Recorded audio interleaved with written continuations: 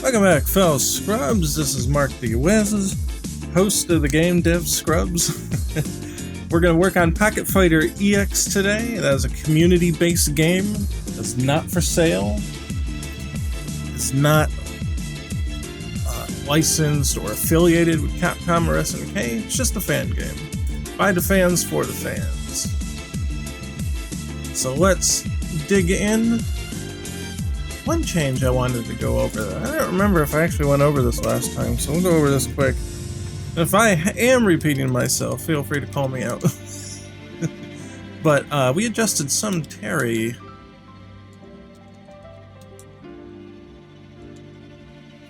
move properties here. Yeah, we'll go to the stage we're going to work on anyway, right? Still got to make that soda can fall out of the vending machines. We're going to have to draw a soda can. God help me. And then, and go from there. So, high angle geyser. Oh, I muted sound effects there. How about this? There we go. Alright, should be able to hear him a little bit at least. So high angle geyser, a couple things changed. One, you can max cancel off of final hit now. You actually were never able to do that. That was an oversight. That wasn't intended. I think I showed this one, where now if you get a... Oh, hold on.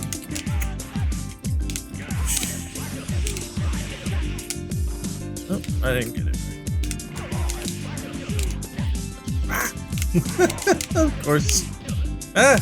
Am I not charging enough? What's going on? There it is. So you can connect after those kind of situations now. But that one I might have shown, but the one I wasn't sure of is this one. Is being able to then do stuff after that. So then you can do something like this.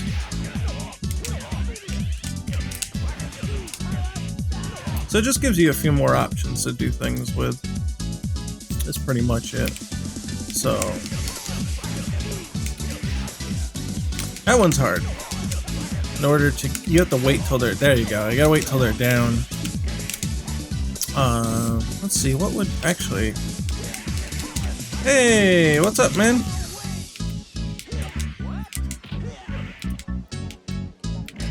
The limb is here.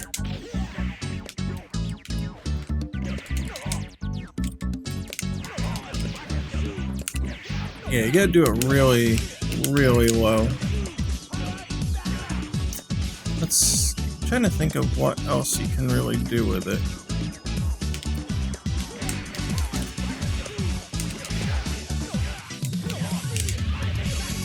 You can do this. Just double it up. Hey, I'm glad to hear that. It has been a long week.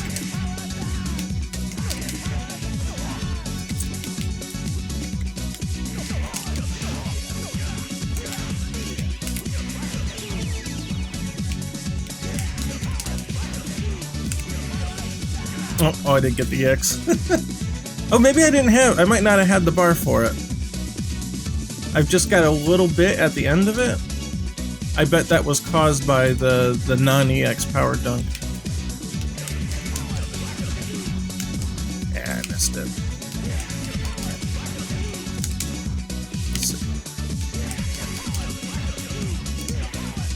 Ah, not close enough. Come on, let's try it again. Ah, this one's tough. Oh, I did it too early. He didn't side switch in time. I wanted to do this. Well, I wanted to do with the light, and then, ah, not that, and then get this, and then, you know, the rest.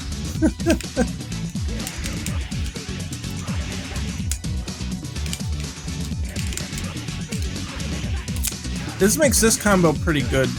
So for one bar, I mean, you gotta pop max, obviously. But for one bar, you get about a third. But the great thing about it is all of it is side switch proof, so if you do it this way, it doesn't matter. All the inputs are the same except for the last bit, which you've already seen the direction change occur, so you're all good there. It's all charge moves at that point until the end. I don't think you can do just the light. No. No, you'd have to do this. Oh, no, I didn't charge long enough. Yeah, you could do that. Add in another hit there. If you charge partition from here, right here. Oh, well, I didn't do it right. Because you've been holding down the whole time during the max thing, you can actually walk forward and then do a 3 HP and then do a light and then that. It's not the easiest, and of course I'm using pad here, which is a little, for me that's harder. I know some people play good on pad, but I'm not one of them. Just kind of a pain in the ass to have my stick sitting in my lap while I'm streaming, while the microphone and the keyboard and all that shit there. Yeah, like that. Boom! Yeah.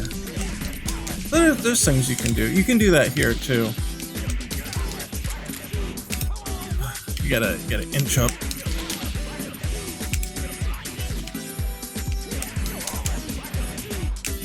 There you go. Except I did the heavy. I negative edged that heavy. That's a big problem for me.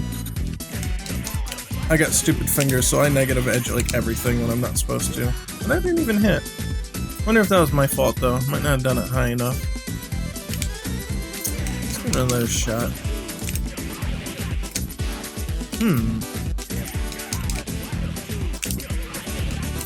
Yeah, that was my fault.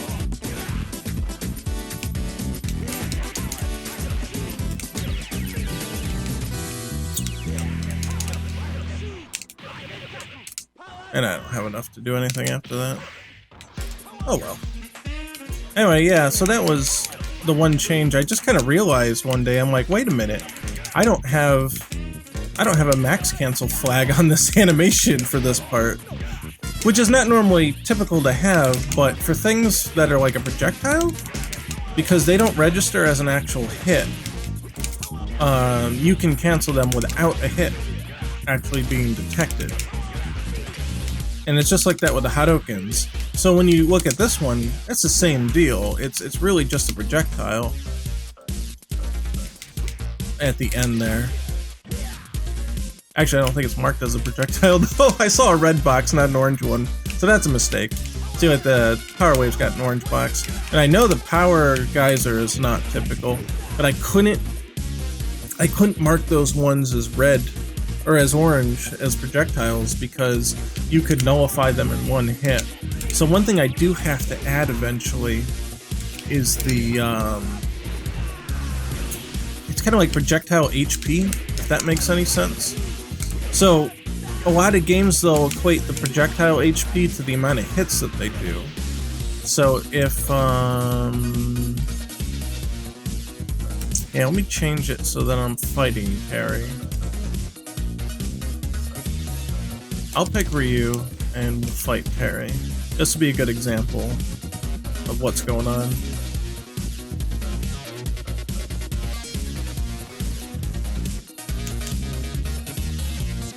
So the typical idea is that, oh no, he doesn't have Power Wave anymore. Okay, hold on. We'll change that. We'll change that right now. Whoops. Oh, you know why? I was testing the invincibility on that move. So hold on, let's turn that off. Rising tackle, we're gonna change that. Oh, if I can bring the box over here. Come on. Oh, it's not working, it's freaking out. Alright, let me just set it. You guys can't see it, it's not on screen. Power wave, heavy. Yeah, and it changed here. Sometimes that tiger box gets a little weird in the editor. And if you try to move it, it just closes. Okay, so now he should shoot power wave. Okay. So here's the deal. Under normal circumstances, most games, when two projectiles collide, they nullify each other. So the projectiles sort of have like an HP in a way. They can hurt each other, right? And if I do an EX attack, you'll notice right here that here it shows you how many hits it has. And when they collide, you'll see that one hit is taken. There, see, it deducted it, and then it goes through because it still has another hit. That's nothing new for fighters. That's typical behavior in some regard. So what's the problem? The problem is when Terry does a power geyser, it only does one hit. So if you're going to say that the amount of HP that a projectile has is equal to the amount of hits that it does, that means with a normal Hadouken you could neutralize the power geyser as a projectile. And that's weird. It's just not right, you know what I mean?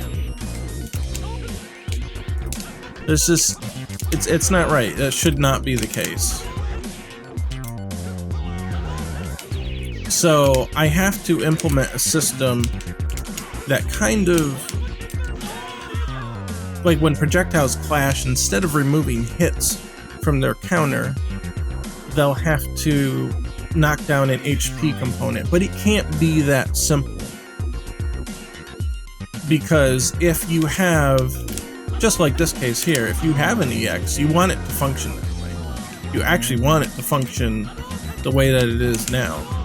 That it takes one hit out when they collide. So you have to have some kind of ratio, and each projectile will have to be set for that, to say that, in this case, if it collides, it'll have to have a damage value too, I guess, in some ways. So when they collide, it'll say, oh, it takes 10 hits of a collision to remove one of the hits that the projectile would do.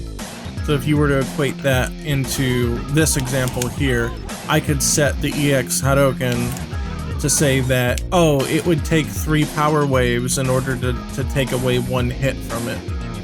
So that if the HP was 6 on EX Hadouken and the HP of power wave was 1, it would do 1 point of damage to the EX Hadouken, but it would not be enough to reduce its hit count. So when it hit Terry, both the hits would hit, if that makes any sense. It's sort of kind of like an HP to hit ratio. So for something like Power Geyser to get nullified, you'd have to have something like a 5-hit projectile or something like that to really like take it out. You know what I mean? Like that seems like a fair enough ratio, because that's what the Shinko Hadouken does, 5 hits. So if you want to equate it like that they have an HP of 5, and every time they hit, they take out that much from each other.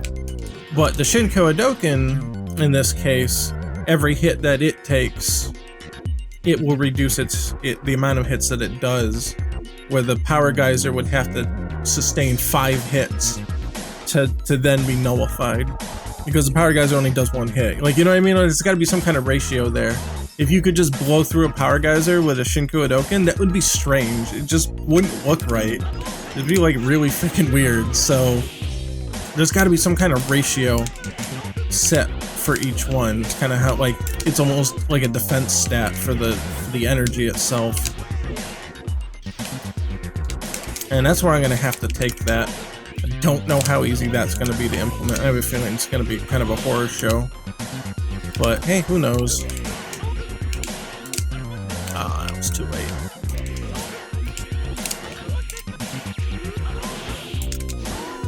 Yeah, it's too far. Ah! Not gonna get it. Ah, I screwed it up. I probably could have gotten that one too. He was high enough. Oh, no, that's not what I want. No, that's not what I want. I was gonna show you that the EX property is here. Oh, not that one. Ah, come on. Gotta get in the game here. I'm a little tired today. Ah, I screwed it up. If you can get an EX after the Shinku Hadoken, you can do other stuff with it. Not too much. I mean, there's not really too much you can do. Once you pop them at that point, you know, you could probably get this. Then maybe another Shoryuken after. It's not a terrible combo, but you gotta get him right at the tail end of the thing. No, he's too close for that. He's gotta hit right at the end of the projectile. It's a really weird timing. And it gives you just enough time to pull off that EX to keep the juggle going. And remember, oh, there it is. Yep. Oh, and I messed up the last part. But you get the idea. You can do some crazy shit with it. Ryu's the only one I think that can do something like that right now. There'll be other characters that will be specifically designed to take advantage of it after super combo. Like Chun-Li will have to be one. Like in Third Strike, she's got that ability where she hits you with that super and it's a launcher. And CBS2 is the same way. The same super. But Ryu just happened to be something that was doable. I didn't set out to do that. But we had talked about that in chat. It might have actually been a week or so ago.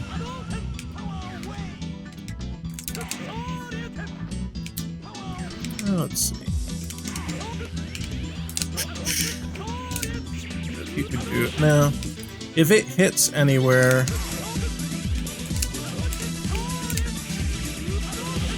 Maybe? No. I didn't get the EX anyway, because I fat fingered it, but you have to have the EX though. I'm gonna have to make a video on how the EX properties work. I don't think they're too confusing. I think I'm just not very good at explaining how they work. But I'm gonna wait until the net play patch comes out because, to be honest, like, everybody's gonna play when that comes out anyway, and if something changes in the meantime, then I wouldn't have to redo the video. Anyway, so the main objective tonight is to get our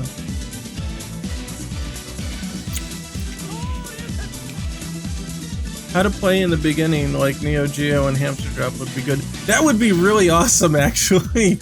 But I think because of the complexity of the topics involved with a fighting game, I won't say it's the best way to go about it, but the most efficient way for me to develop that kind of functionality is just to make a YouTube video. And I can put in the description and like a link in the application that says, hey, press this button and you'll get sent to the YouTube channel. And then you can view all the tutorials on that. Or send them like to the playlist for the tutorial. You know, I think that would be a fair way to do it.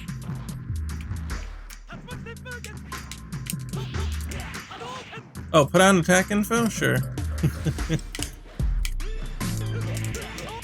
Yeah, you'll need that to optimize your stuff. Oh, I'm already in max. I tried the second max cancel. You can do that. That one's a little hard though. Shoot.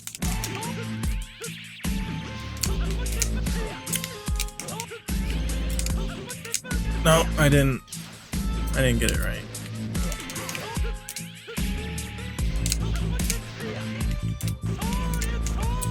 Shit, I don't have a second max there. Not sure what I'd be able to do.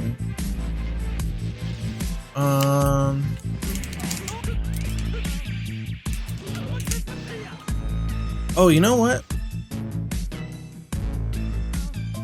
No, I'd want to do, oops. I want to do it this way. Ah! So if you do a late normal hit, you can do this. Oh, I screwed it up.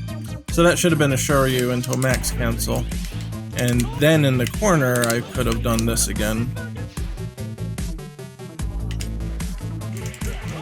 Oh yeah,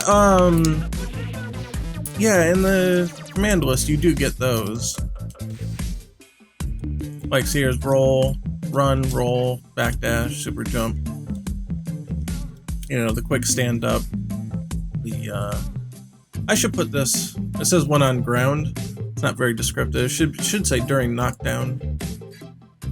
To roll forward that way. So if you go down here, see, it shows you Power Max mode, and it says Power Max attack cancel on hit or block. So it does give you some direction on that. The moves don't tell you anything super special in here. I don't know, like, in general, there's kind of the school of thought of if you don't give too much information, then there's actual things to explore and discover and stuff like that. So it's like, oh, I know what attacks are cancelable because I made it. But you don't know what attacks are cancelable. So you'll have to figure that out by just trying it. And a lot of people don't know, as a result, that aerial light punch is actually cancelable.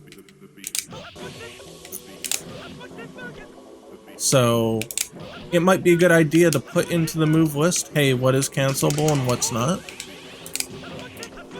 I don't have the code set up to intelligently note that, though. Oh, do they tell you what you can and can't cancel? To be honest, I've never even noticed. I've just always kind of experimented with it. On some of the Capcom games, especially the PS2 ones, the American version, they removed the command list entirely in some of the games. So CVS2 is like that. Oh, light punch with Itatsu? I thought it was only medium punch in air that could do that. I made it light punch because I don't have a medium punch in this game. So it was kind of a concession. Because this, like, it's just a really shitty normal. I mean, it's quick. I'm sure you can do this with it, but most of the time you're going to want to jump in with something else, you know what I mean? And if you're going to do a cross-up, you're going to use light kick. So I felt that this move was kind of useless in a way, because you can hit with that too. So I'm like, I don't really know what to do with a light punch in order to make it any good. So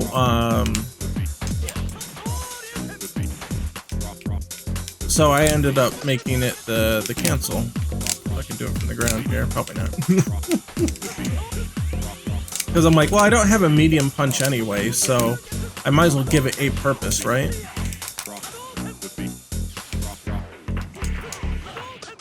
Ken specifically does not have that cancel ability, because I felt like to emulate Ryu's air medium punch into Tatsu was kind of a Ryu thing, and not so much a Ken thing.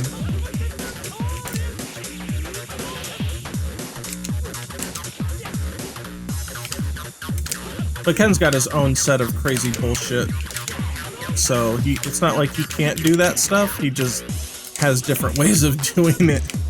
So kind of keep them separate. That was the mindset behind those configurations.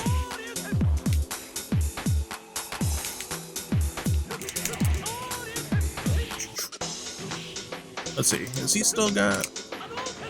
Yeah, okay, I can show this off then. A lot of people wonder, what's Armor Max good for? This.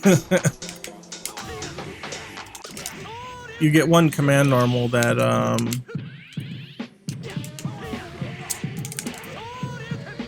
well, I guess that's a little too far away. Let's see. I can just do this. We had actually a pretty big discussion somewhere recently about Armor Max and what it can do, and again, because I don't have a video about it, a lot of people don't realize all the things that it can do. Now you can do a push block, of course that doesn't work on projectile attacks to shove the person away. Yeah, I think Ryu is currently in the dev build he's set to.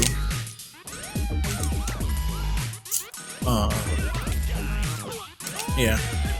So push block here on physical attacks will push the opponent away.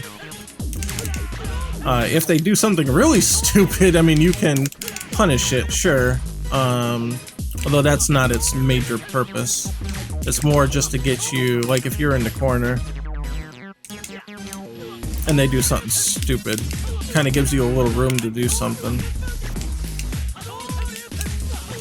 Or, alternatively, if they're near the corner, you can do that. Push block costs max, so you see how it made him enter armor max mode.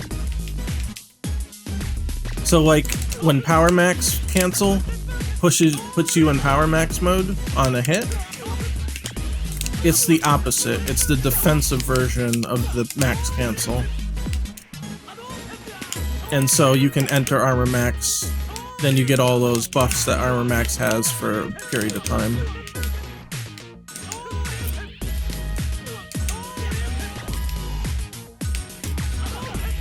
So it's just it's the polar opposite max mode basically.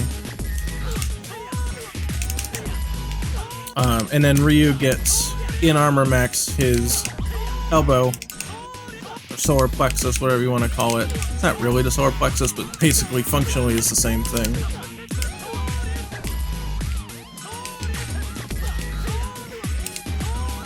So then, and it doesn't work obviously so well on the Shoryu because it causes an air hit.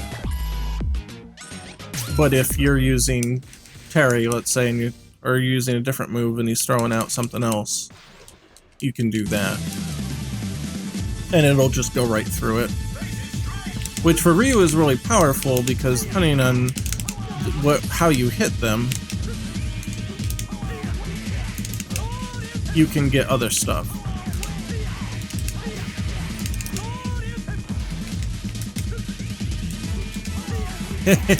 Yeah. I wanna have more stuff with that. There we go. So you can go right through it, and that's a clean 50% on what they on that shit. And that's, you know, only when he's done something else. Like the power wave, I gotta redo the push box on that. And it pushes them way farther, but you can usually get this off of it, and it's pretty fucking sick.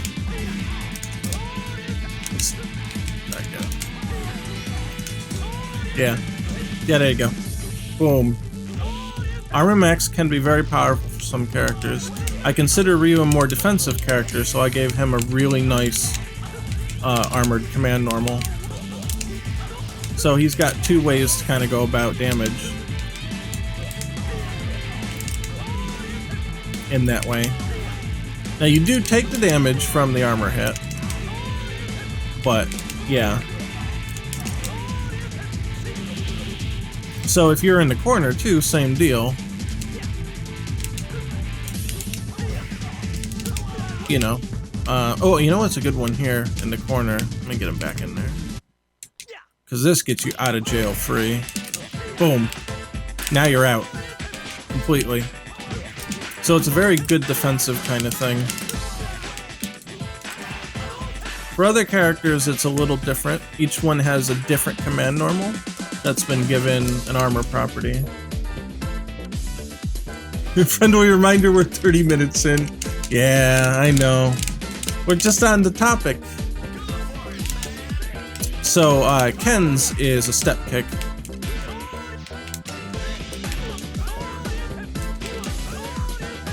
He's using the iframes. It's funny. So if you're in the corner, now you're out. That's kind of the idea.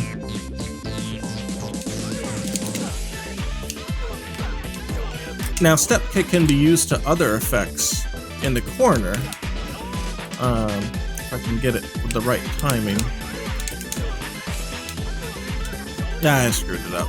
But you get the idea that when you're out in the middle of nowhere, step kick pushes them too far to do anything.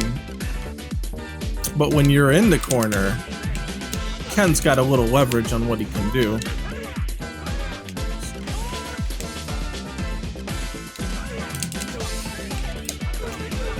Nope. I finally got it, and then my controller battery died. Alright. Where's the cord? Come on, where's the cord? I don't see it. Of course. Alright, hold on. I gotta move the stream cart here for a second. I guess I have no choice but to resort to the big guns. Let's see. Is this the PC cable? Looks like it. Alright, let's bring the mic back in. It's probably what I should have done to begin with to show these things. A lot of you can probably guess what's coming.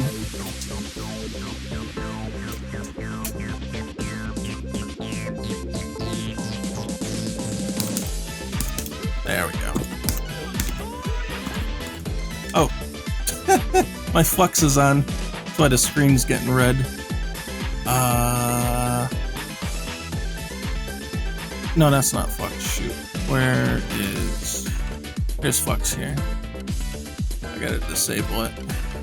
That's just the thing that makes you sleepy because it... Oh my god, just go away. There. It makes you sleepy because it makes it red like the sunset.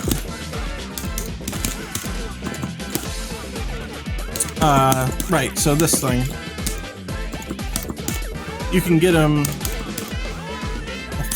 Come on, you damn iframes, get out of here. So it's a good way to push them into the corner if you want to pressure it with Ken. But at the same time... Boom. So now you're out. And if you're in the corner, well, it didn't actually hit him, but same effect anyway. It's just another tool that you can use. And you can get some pretty good damage off of that kind of crap in the corner. Don't you think that it would feel better pressing LK plus HK, that kick? Well, his traditional command for it is forward heavy kick. So they're not meant to be CDs necessarily. They're supposed to emulate CDs in a way with the armor to make them a little more special. He's killing me with the chip damage. Let's bring Terry back. Ryu's got those iframes that make that really annoying. Actually, let me show Terry's too. Now again, Terry's a little glitch, so he's not going to land properly after it. But you can see it. So, Terry's is that. It's his traditional CD. And it does hop up in the air, so it can go through projectiles. So you can use it normally, of course. Yeah, there's the glitch. But it is, and I'm not. He hops up so fast, I'm not even getting the counts or the. There it is. I'm not even getting the armor frame off of it. It hops pretty quick. I think it's up by frame 4 or 5. So it's good throw defense too.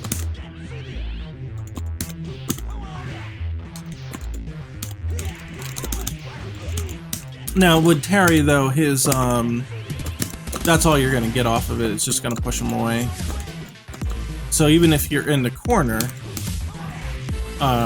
you can't land fast enough to do anything with it. so his is, they're all different. So everybody's got different potencies for it.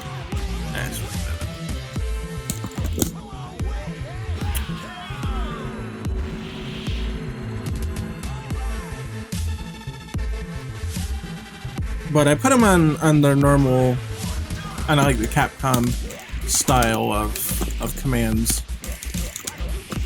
So for Terry, instead of hitting, because like heavy punch, heavy kick is your max, and light punch, light kick is your grab. So I kind of went with the Capcom route for the command normal. So even though it's traditional CD, he at least has access to it with a command normal. Now it's worth noting that Match of the Millennium did that as well, so it's not something also that I kind of picked up out of the blue.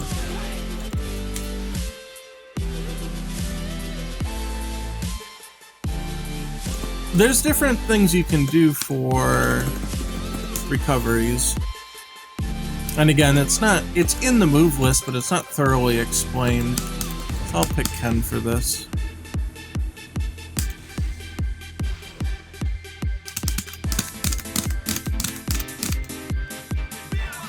So if Ryu hits me, I got two options. Well, three. I can wake up neutral, which is just letting yourself stand up.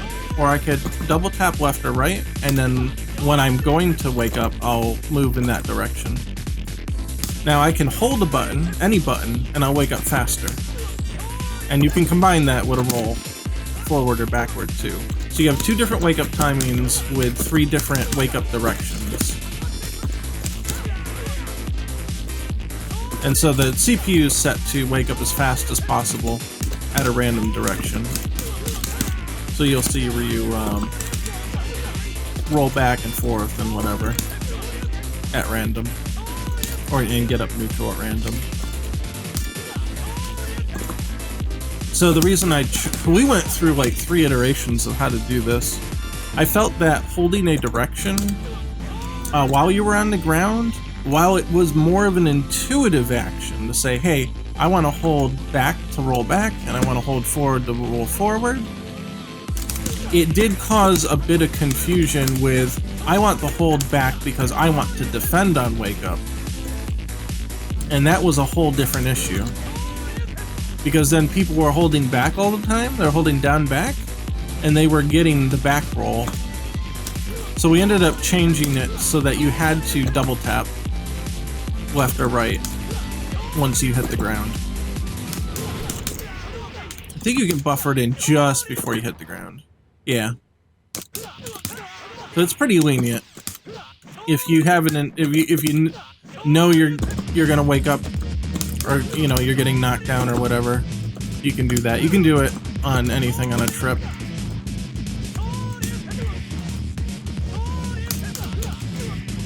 So you see he's rolling off of that. And that one's easier to get up. Obviously, there's a lot more airtime on a Shoryuken, so you can kind of plan out what you're gonna do. So the other thing here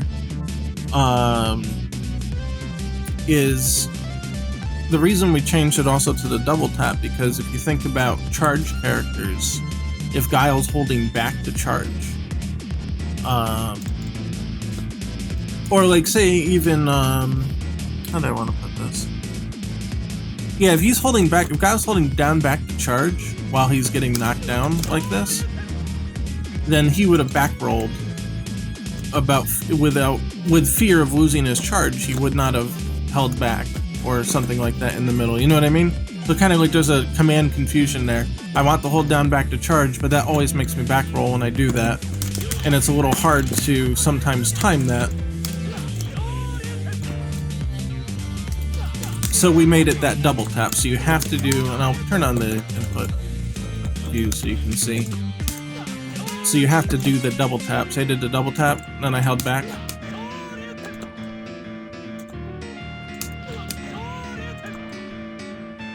And that's what gets you the roll. Because if you just hold back, say I'm holding down back, you don't get it. So that's how we solved that problem, thinking ahead for charge characters and stuff.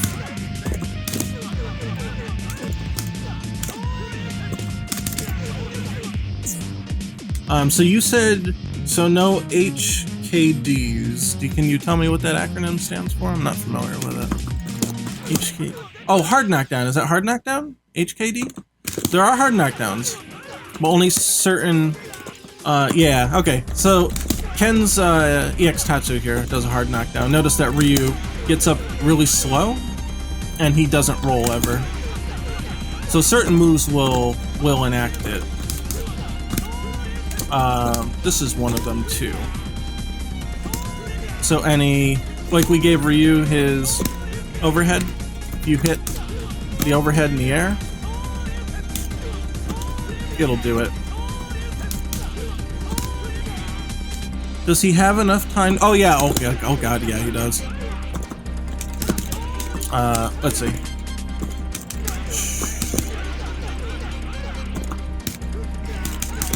And he's got time to do stuff too. So on a counter hit, the overhead, you can link into stuff. So in this case, if you time it right, see, you can get something after. So yeah, he absolutely does.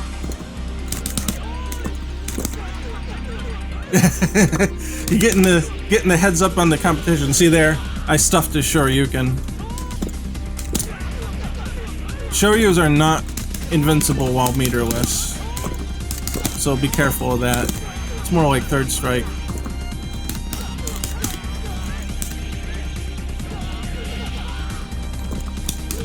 You can catch them with low attacks. See, like that.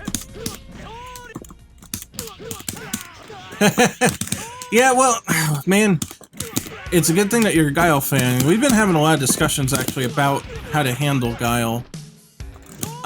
Part of me was very afraid that because of the high pace of the game and the ability to do the rolls and the runs and all that, that Guile's gonna need some way to handle people just side switching him all the time. To be like, oh, your boom charge is gone now because I dodged through you or something like that, you know what I mean? And of course you have your down charge that you can do. We were thinking about giving him, oh, I don't remember what the name of the move is, but in Street Fighter IV, the Omega mode, they gave him an actual, like, command move. Like, it wasn't a charge move, it was a command move. It had some sort of anti-air property to it. I forget what it was, though. It was some kind of kick kind of move. I think he, like, did a punch and then a kick or something, or he did, like, a knee and then, like, a heavy kick. So, there's something that he did in there that we were talking about whether or not we wanted to add that kind of thing, kind of out of fear of, like, I don't know, Guile works really good in traditional Street Fighter, but, you know, when people are able to dodge roll booms and shit, like, how is that going to hold up, you know? So there's that kind of worry. They're trying to think of ways to mitigate that potential issue. So it's a good thing that you're a Guile player, because we're going to need that feedback for sure when we get to that point. We've been talking about it already, but, you know, we won't know until we actually put it in whether it'll work or not.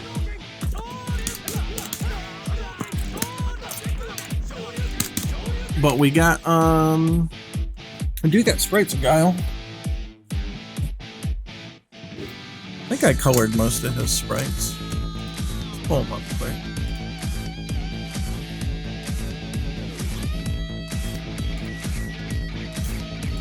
Let's see, fighters, not stages, fighters. There's the old Guile.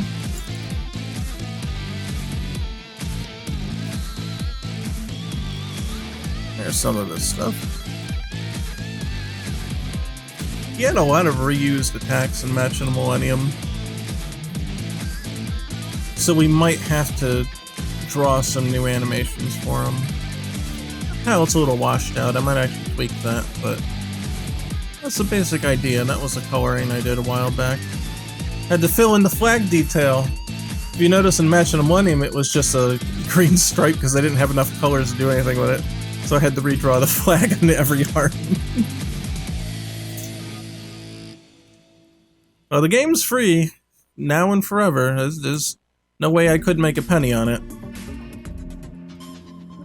Guy's got a lot of good animations too. I think they drew him late in development.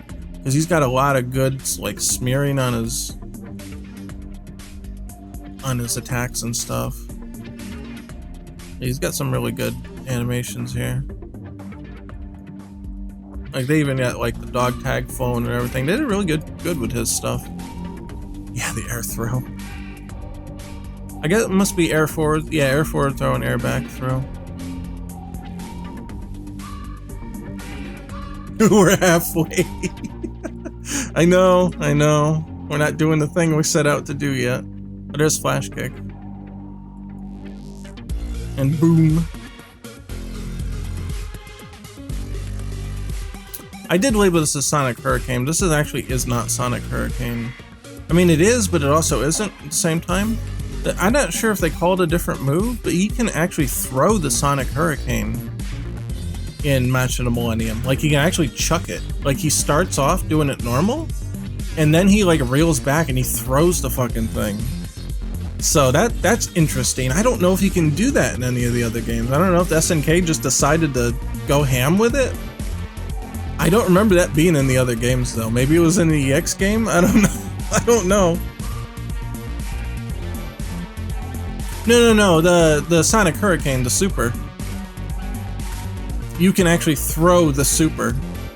Like he does the Sonic Hurricane and it sits in front of him and then he reels back and he throws it forward. So it's a giant boom. Oh, you're okay. Gotcha. You're answering chat. All right. Sorry. So I don't know if he's had that in other games. And that's this animation here. I don't know if he's had that anywhere else. It's really crazy. I know he can't do it in Alpha. Pretty sure he can't do it in Alpha 3. No, he hasn't. Yeah. So that's something unique that I'm considering potentially having in there. Just because it's, I don't know, it's just kind of cool. I was thinking it could be a super extension, so you always spend, say, 2 bars to do Sonic Hurricane, but then you could input the throw after it as another 1 bar extension. Yeah, well, yeah, that's why I figured I'd ask you, because you'd know. You got all that Guile experience. So it might be an interesting super extension. Spend 2 bars on Sonic Hurricane and then input the same command again, maybe like during it, and then he'll throw it forward to get like more hits. I think that might be pretty cool. And he's got his guardian sprites and some other stuff. I think I colored these before we did the data rips, so I'm gonna have to go back and revalidate every single sprite and then see if there was anything that was missed too. So there's still a whole process with him. I really like how the boom sprites look though. They look really cool. I don't know if I have... Oh, here it is. The Sonic Boom effects.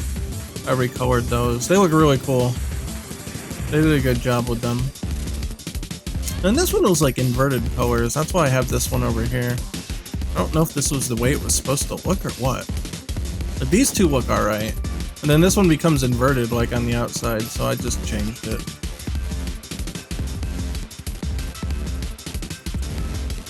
Well, the next one up is LBRY, and then I'm going to... That's kind of it's a toss-up. I try not to like promise too many things ahead of time, so what I'll say is LBRY is being worked on now. 2021? I think that's reasonable. Once the GGPO code is done, I can get back to doing just characters and features. It's really the GGPO code that's holding the other stuff up, because if I put them in now, and then I do the GGPO code, then I have to redo them. And it's like, okay, well now I just wasted like 3 months of time because I'm just gonna have to spend the next 3 months redoing all these guys again. So that's kind of like the hold up right now. In terms of like, where's LBRY?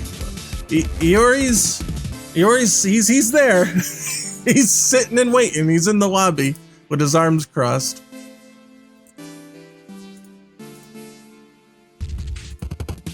Where is LBRY? He's sitting right here. He's waiting. Let's see. Colored, transfer, color. Sheet. Here's the sheet. Of course. It's got pink hair because I had to separate it from the red somehow. So his hair looks all crazy neon, but that's just to keep the palette entries visibly different. He's not in a playable state yet, but we did color most of his sprites and organize his data. There's going to be a couple things we have to draw for him. So he's got his, what the hell do they call it, the 7 Maidens or whatever? The one attack where he like slides in and he just does all the crazy hits and he grabs you and blows you up. That one. And a lot of the games he had an extension off of that where then he would like slash you in the air and make this like big fire pillar. I don't know what the hell the name is for it, but yeah. And they did not have that in Match of the Millennium or any of the Pocket games. And I want to add that though, so we're gonna have to actually go ahead and draw new frames for that. Oh, here it is. Here's the super. He comes in, and he does his crazy shit, and he grabs you and kaboom! But yeah, then he's gotta do the big swipe and the big fire pillar and shit. Like we gotta actually make that. I don't know if we're gonna use it now. No, I didn't do that one. Let's see. Oh, here. I don't know if we're gonna use the super or not. This is the one from 13. Where he just goes crazy and jumps on your face and then blows you up. Do I have an effect sheet for that? I should have an effect sheet for that. Here it is. Here it is. So here, yeah, where he does this. I don't know if we're going to use this one or Yatagarasu. So Yatagarasu is the one where he just does the giant claw swipe as his big, like, Dream Cancel Super, whatever the hell you call it, Neo Max. They always come up with all these crazy names for him. The really big super, we'll say that, the really big super. This is his one from 13, but in 14 he's got Yatagarasu, and that's his giant, the screen goes red and the giant claw slash comes out. So I'm not sure if I want that one or this one or... So. This one wasn't too bad. Most of this was actually just like his jump frames. When I looked at the footage, I'm like, oh, it's just his jump animation. They just put fire in his hands. And then I think I had to make this frame here. And I had to edit this one. So it was mostly already done. Just, I don't know. It looks cool though. It looks cool. But yeah, Yori's definitely the next one in line because we've got 2 Capcom and 1 SNK now, so the balance is, there's a disturbance in the force. Oh yeah, and this was the difference between this top one is from Gal Fighters. And they redrew that effect because KOF R2 and Match of the Millennium and KOF R1 use this version of the ground wave. And it looks kind of anemic. And then Gal Fighters actually redrew it. So I'm like, yeah, we're going to use this one because it just looks cooler. So I just did that comparison test to see what it looked like. So that's where Yori is. Oh yeah, here's that other version of that super. I don't think I'm going to include a level 3 7 Maidens, or whatever the name is. That's what this is where he, instead of grabbing you... Or no, he doesn't even do all the hits, he just slams you right to the ground and then does this. That's like his max version of that. And I was never too impressed with that one. But I figure if you have this version and then you give him the extension, you have a 3-bar super there. It takes 2 bars to start this one. And then it takes another bar to do the extension. Well, guess what? 2 plus 1 is 3 bars. That can just be your level 3 version, is by doing the extension of it. I think that would work better on multiple levels. As long as the damage equals out, then you have no reason not to do it that way. And then it gives Yori a unique opportunity to say, oh, it got blocked, or it whiffed, whoops, phew, good thing I didn't use all 3 of my bars. Then you've saved yourself a bar and you still got something to work with. So just consider it a little gift for the Yori players, a little unique advantage there. So even if you intended to use all 3 bars, you know, if it misses or whatever, you don't lose all 3. since you have to do the extension. That's where my head was at with that. Let's see. But yeah, this is the Master Millennium version. He's actually got a different animation here than he did from the usual games. But I reconstructed the full-size KOF version here with just the pocket sprites. They're slightly different. Hello. Can you grab me a water? Yeah, cold one. Thank you. Anyway, yeah, that's a little look at a Yori there. Thank you.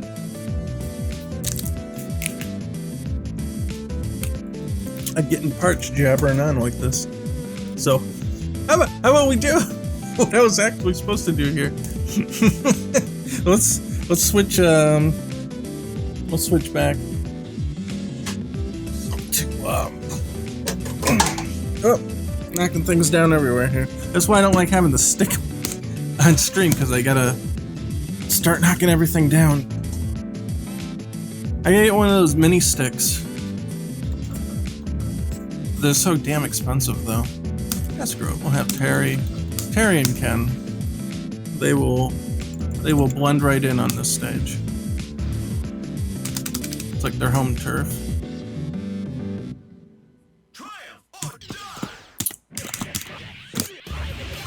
Oh god, that feels so much better. Nope. Negative edge still killing me. There we go. Ugh. Boom! Oh, you asked about hard knockdowns. Power Dunk is a hard knockdown as well. Notice that Ken will usually roll or whatever to get away. But he can't after Power Dunk. Even if it's the one that's used to cancel, same thing. So, right now Terry's the only one that has a confirmable, without max and without meter, a confirmable hard knockdown. So that makes Terry a little scary. So if we go, see, like you can do some crazy shit with this thing, because this goes into super, or not super, but cancels into special. I mean, well, can cancel in the super if you want, but I would confirm it with something else first. See, boom. So you can do some crazy shit with that, and I don't know if that's punishable. No, he's using a slow move anyway. At max range, I don't think you can punish that with normal means. Maybe with a fast EX, because it's got good range. So like that was even too close. Yeah, like that. As long as you hit that one, you can do stuff with it. You could do, yeah, to get out of it, if you don't have max, if you don't want to max cancel it, if you see that it got blocked, you could just do an EX power wave and get away with it for free.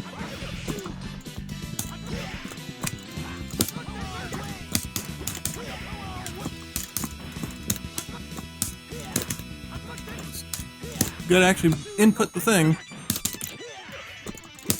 Look at this, started the stream, we're 1 hour in. Shut up, we're having fun!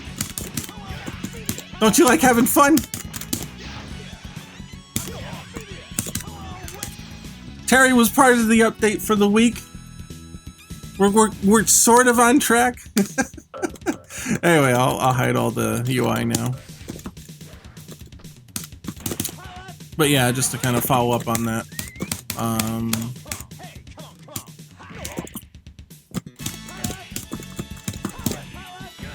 So you can get that hard knockdown from power charge, or I mean you can just do it from here too. Oh, whoop, whoop. Ah, like that. Close enough. You won't be able to get it off a light, I think. Oh, shit, yeah, you can. I guess it's quick.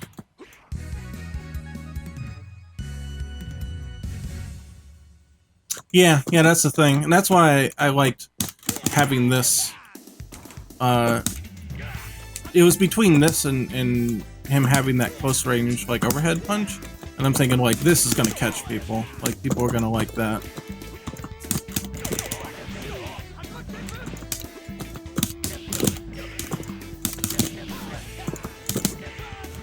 That's not right. That's not what I want. I'm getting negative edged. I gotta make that, there it is. Cause you can do that. So if you don't want to just, shoot. If you don't want to just do this, because it doesn't do that a lot of damage, you can do that, and then you get pretty good damage off that EX.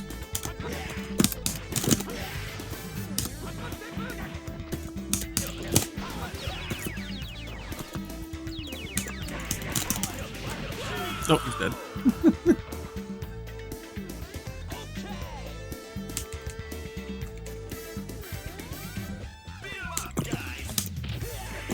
Yeah, about that vending machine.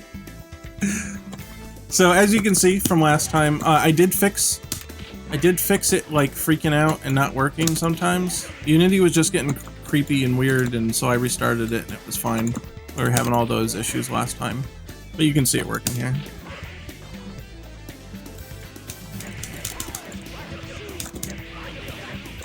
Boom, boom. So yeah, when you do ground bounces or whatever, as soon as they hit the ground, it flickers. So I wanted to make it spit out like a can of pop or soda, or depends on where you live, what you'll call it. They call it pop down here in Kentucky, but I'm used to soda because I'm from New York. So you could say soda pop, and then that's both of them, and then nobody can be mad at you. So my one concern was that, around the Albany area, so the capital region. So one concern I had was that the perspective... Oh, cool. The perspective here of... where's my mouse? Here's the mouse. Of the machine here is, like, away, so it's pointing down this way. I'm afraid, like, if a can pops out, like, where would it go? Would it, like, roll off screen because of the perspective? Kind of, like, gives you the idea that it should be moving left.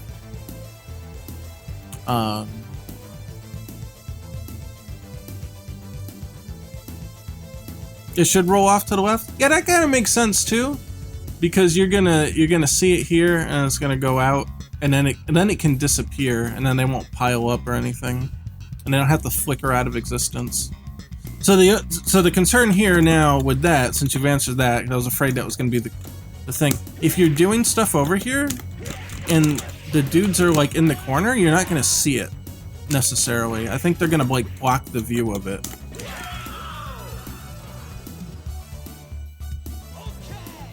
That was my real concern with that question. If that is the case, unless they're, like, you know, unless you're fighting right here, you might see it, like, behind them. But if you're, like, in the corner, yeah, that's true. If it bounces a little. Yeah, like, if you trip them and they're actually on the ground, you'll probably see it above them. Because there's that moment where they're just on the floor.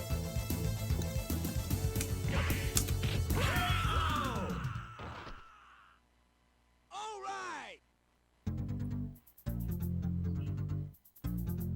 Let's party. And then the other thing I wanted to add here too is we have a trash can which is missing right now because I removed it from the background. I stripped it out, and then I figured that it could, like, hop when there's a knockdown, or maybe it'll fall over randomly, like there's a random chance to cause it to fall down, something like that.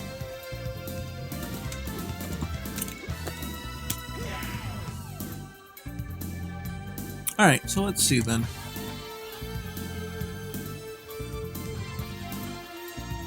Let's move Ken out of here for a second. So I could technically use the keyboard if I really wanted to move him around, so. I'm thinking it's gonna pop out like here to give it a little bit more time on screen. It's gonna like, I don't know, it's a full can of soda, right? So it's gonna have some weight to it. Is it gonna pop up and fall down? Like this? Or is it just gonna fall down and like bounce and then roll?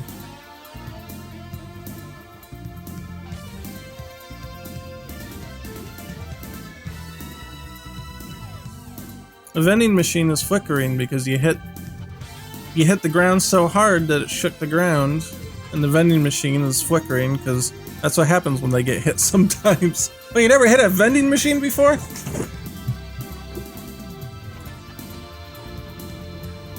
Yeah, pop and fall down. Like it comes off of a slide. Yeah, that's what I was thinking, because it's falling down, it's got the momentum, it's like whoop, and then it's out. So what would be really nice is to show it a frame here, a frame down here, and then it comes out. Or a couple frames in between, but you know what I mean. I think I can animate the sort order. So if I actually make this a layer here and put a dark blue square behind it, it'll look like it's solid. But then we can have the thing come up and pop up and out. Like, we can actually tween that. We don't have to frame it.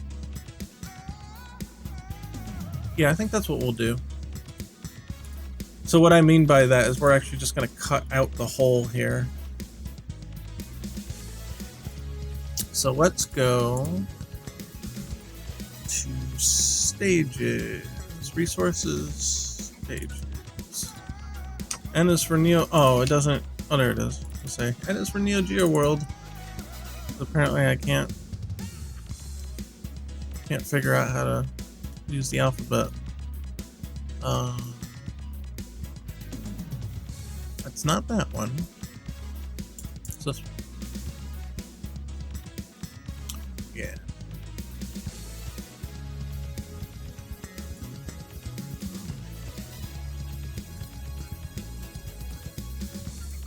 Four here. So let's make the vending machine flicker invisible here.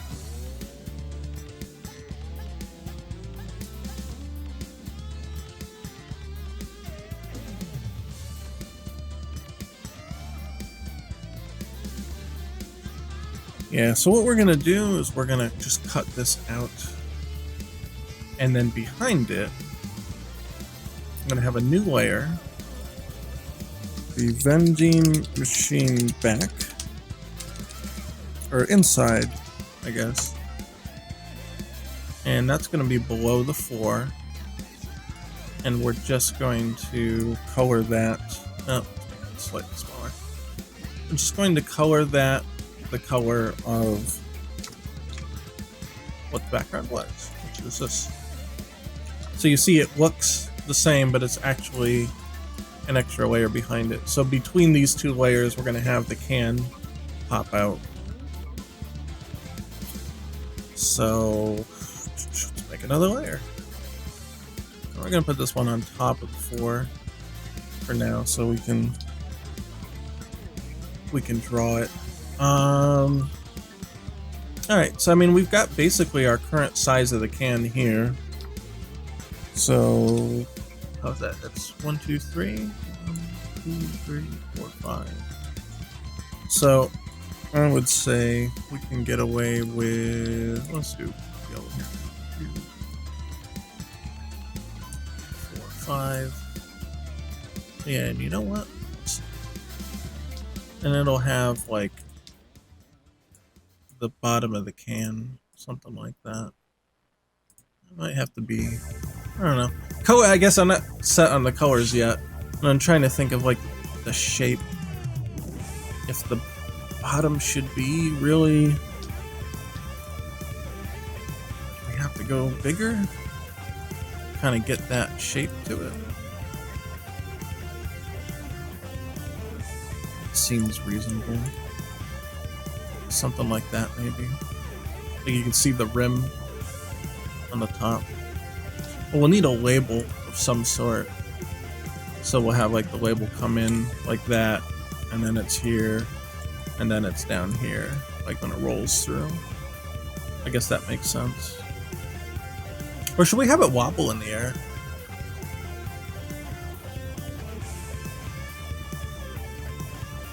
Wonder if maybe like one frame's like this.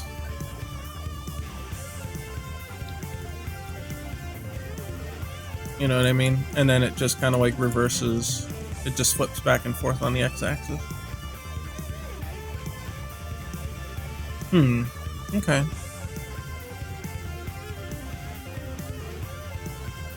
So I was thinking like it could wobble coming out.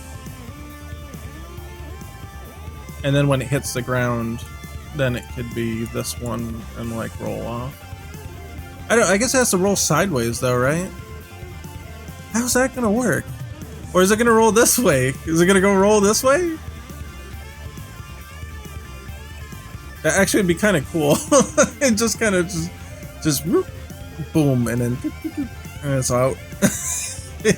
Otherwise, you'll have to have like a side view.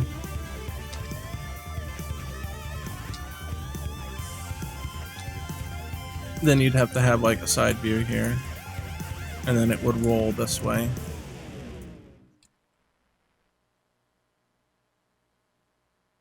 It needs a turn if you don't want to interfere in with the action. That's what I was thinking. That was my initial idea. And once it hits here, and then now it's gonna be like this, and it's gonna roll this way. And then it rolls off.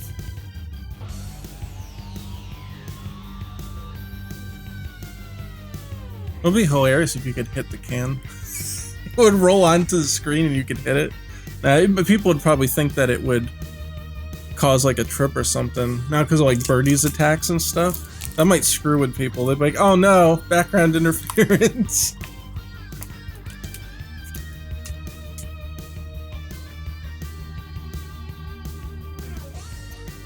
Yeah, and then in this case, you could just have the label like here, and then here, and then it's back to 2 frames of this, and just do that over and over. Like that seems reasonable enough.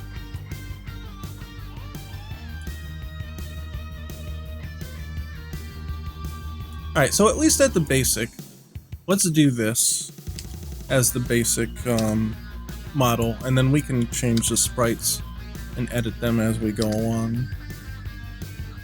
Stage isn't competition legal anymore. Yeah, really. No skies of honor here. At least I hope it's not going to be that distracting.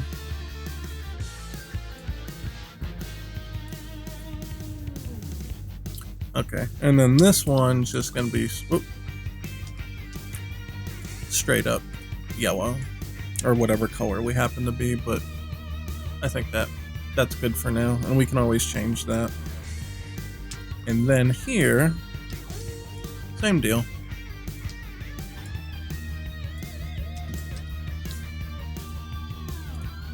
So the label would be like that now, and around it goes.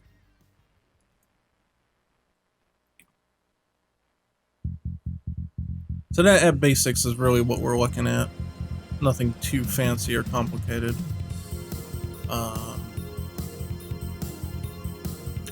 because I think I know the answer already, but because it's a background element, are we going to wave the outline, or should, because it is a sprite of some sort, should it have an outline?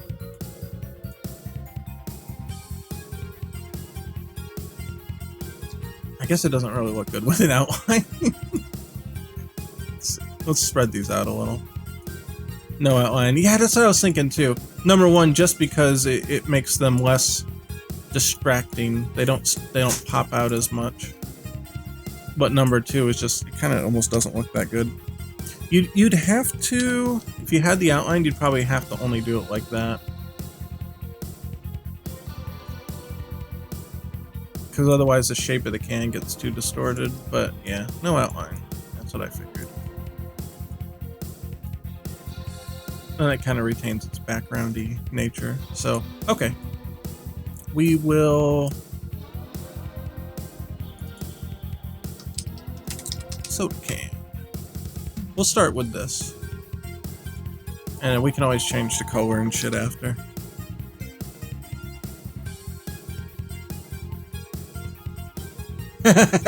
Notification just came. The hell is this, YouTube? I don't send the notifications on time? But it's like... it's really late now. Yeah, shit. We'll have to do a little overtime to get this done, but that's alright. Whatever, man. Whatever. Okay, now that we have not done the outlines, let's move these a little closer together. Can get away with this. And we'll put them like that. So when we size it up here, it's going to end up looking like this. Save as... I guess all the NPC things are here. So this is going to be... soda can. Oh, Neo Geo World Night soda can. I guess it's a GIF file, that's fine. It's not animated. And I guess it's just gonna pick a random color to use in the background. We'll find out in a minute. So back on the Unity side, we go to animation, console. No. Project, sorry. We'll go to stage, Neo Geo World Night. And we're just gonna drag this in. So open in folder. Oh, it's over here. And just drag it. Get our Soda Pop. Okay. Configure it for multiple sprites. Full rect, no physics, no filter, and no compression.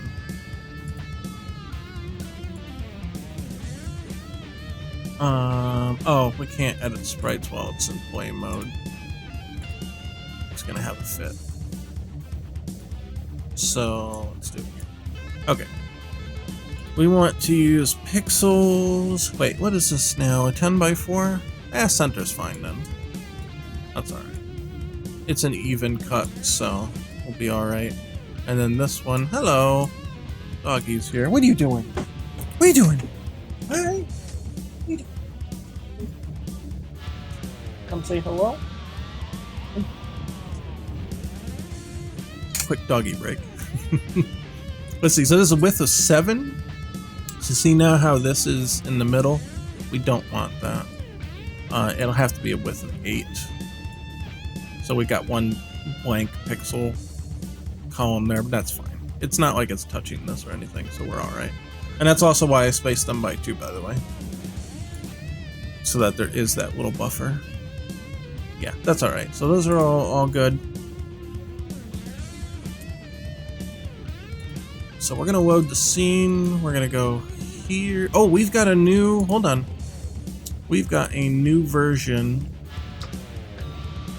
of this background now. The vending... the 4 is different. So we want to export only the 4. I guess it's this one then. Oh wait, no, we go to layers. Yeah, and here's the 4. Yes. Export that. And then now we want to export our new vending machine inside, which is just a tiny sprite. So, actually, you know what? We don't even have to have that. I'm sorry. We can just make an object in Unity to have that color. So that's no big deal. So we do want to go to layers. Want to copy the 4. Actually, before we copy the 4, we need to crop the 4 as high as it needs to go. Yeah. Okay. Get all that extra space out there. Because even though that doesn't render, the game has to detect that when it's trying to render the image, and it does take up extra time to basically render nothing. But it still has to make that check and look at it and be like, yeah, that's transparent. We're not going to do that. But it's got to do that for all those pixels. And that just takes a whole bunch of time. So you don't want to do that. If you can crop it, you want to do that for efficiency. So, okay, now, copy this. Paste, replace, and we should see there's a hole here now. On what layer is that? The 4? Okay. So we're going to create a sub-object of vending machine back. Oh, Jesus. Vending.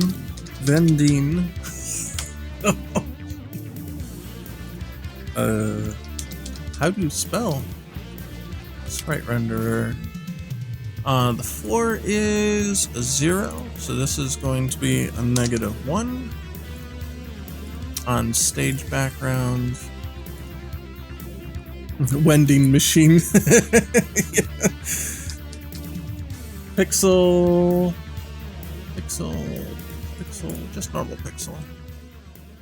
Okay, so this thing here is on 0, 0, and then the color is just going to be this.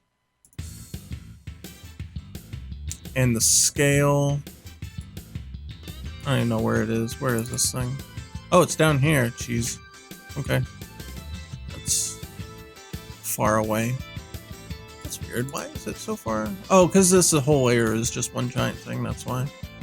I was thinking it was going to center in on the vending machine, but that was a bad assumption to make. A little bigger here. It can be a lot taller because it's going to get masked behind all that. So then we would just want to line it up here and come on, there, and then just set it back here. See, and that's it. And then it's disguising the background there. Actually, what we're going to do is make this a -2. The can will have to go between it. The can will be -1. The 4 is 0. And the back is -2.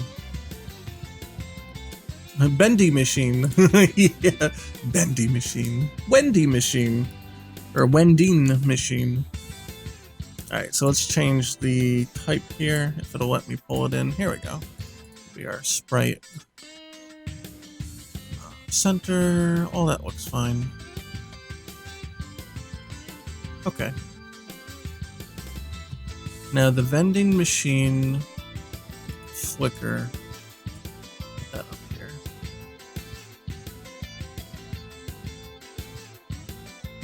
I'm thinking we want to make a new image here, or a new object to be the can, you know?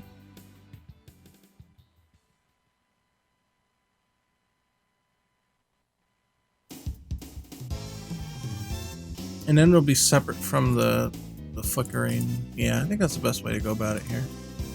Just create an empty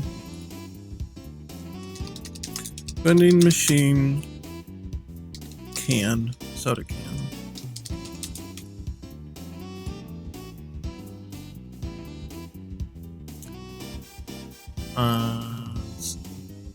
Oh yeah. You can see this tiny little circle, maybe. It might be hard to come up on stream, but there's this tiny little circle here that shows you where you can see it moving now, left and right. Not where my thing's up here in the top right, but right here in the vending machine. And that's kind of like a little faint marker to see where the position of this thing is. So I'm gonna put it like down here because it makes sense. You want it on the vending machine, right?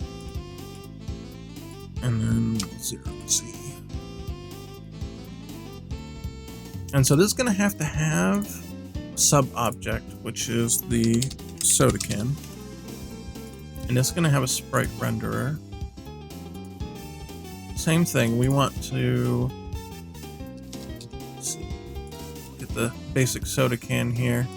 So it's going to be stage background, but it's going to be -1. So if we move it here, see how it's inside the machine, and it's going to come out like that. It's going to come down and up.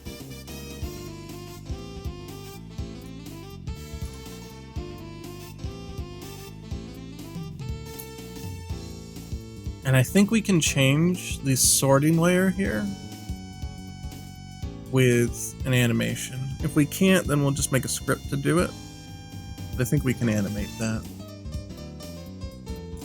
So, animator. If we go here in the animation window and create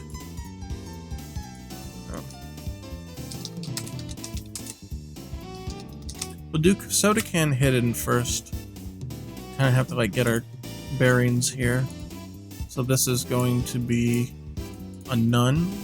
And can we change this? Oh, yes, we can. So that's a -1. That'll be our hidden state, our reset state.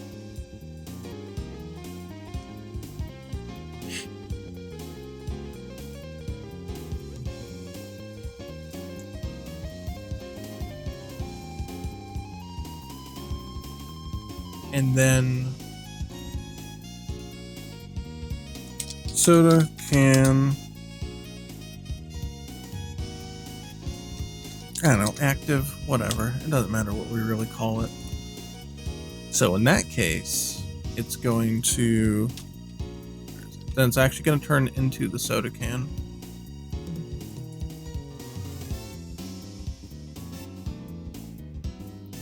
And then it will be -1 to start.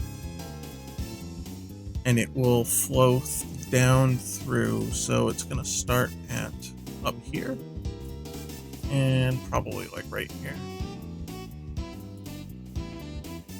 And then as we go, it's going to come down like this. And then to the left a little.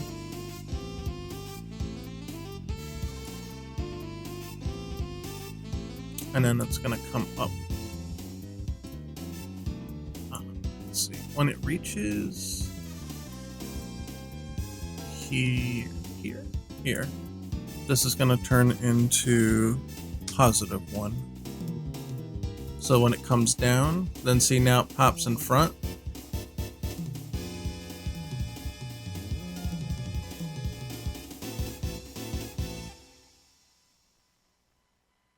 And then so it will come up forward just a little bit. Yeah, I know that's the normal time to go, but we're gonna ignore that.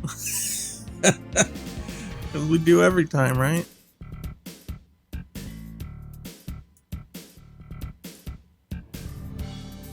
And it's gotta come up, and then she's gotta come down. Boom. And then we're gonna have to bounce back up, right? A little bit. And then bounce back down.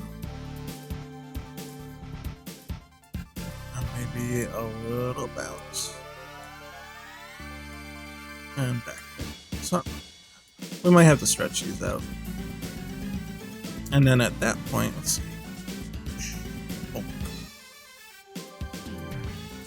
I feel like it should be longer here, at least proportionally.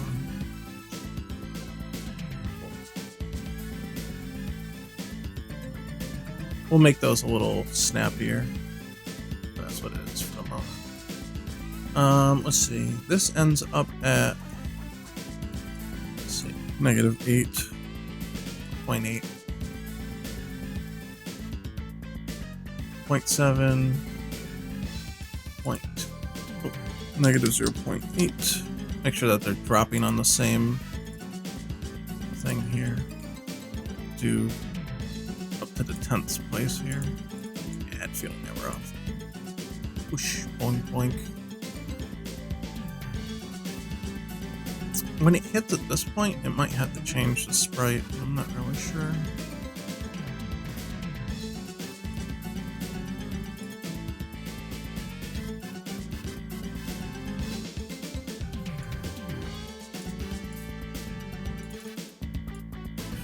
Boom.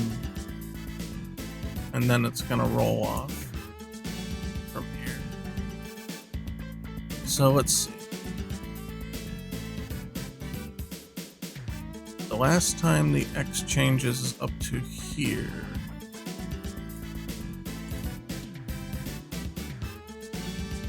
I would say then that the X is going to have to move here. Boom. And then from here, it's going to have to move a little bit to the left. And from there, it's going to be walking off.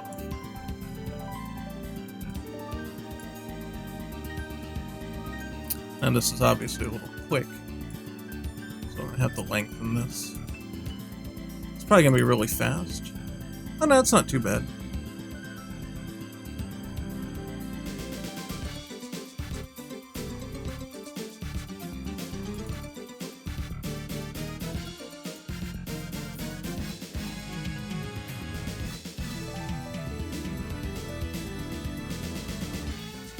And then as long as it goes off the screen enough, they won't see it. So I have to push it a little bit farther. Just to make sure it's really gone. Boom, boom. Something like that.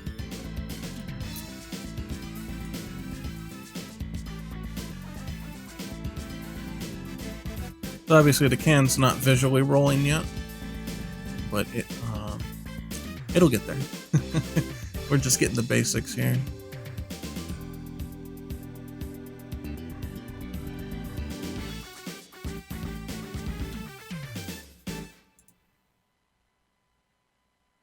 So in the animator here,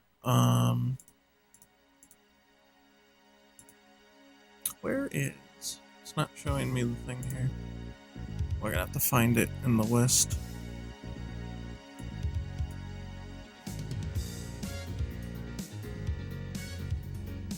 Soda can. I still don't see it. Where is... How come it's not here? It should be showing me the grid here.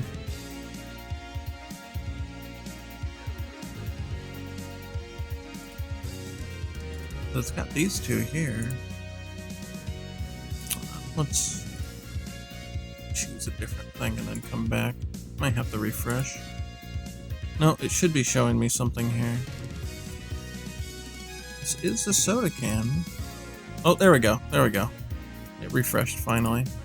Okay, so hidden. We go from active back to hidden when it's done. It has an exit time of 1. No transition. So whenever we call this animation, it will then automatically hide itself again at the end. So here,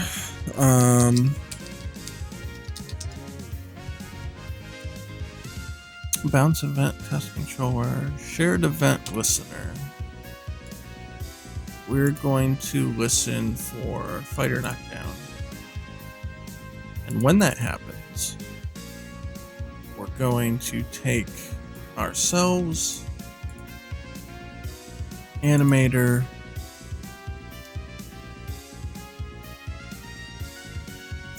we have a play string, and it was soda can active. We'll see how that works. Actually, we should be using the super animator controller. So delta time,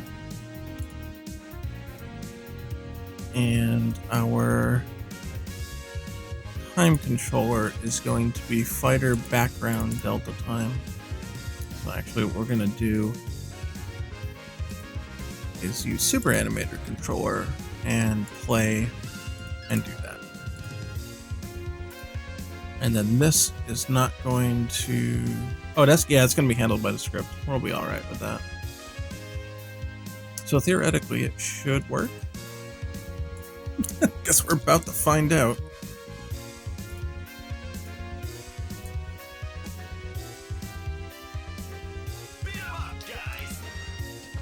Let's get some meter here. Oh, well, he didn't move, but you saw him. Oh yeah, because it's because of root motion is active.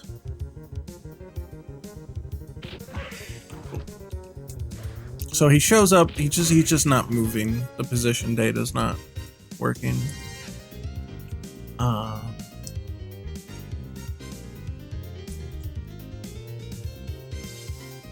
So the soda can active. We're gonna make it not loop. The hidden, it can loop. It's fine. Doesn't have to do anything. So the concern now is how do we make it actually move?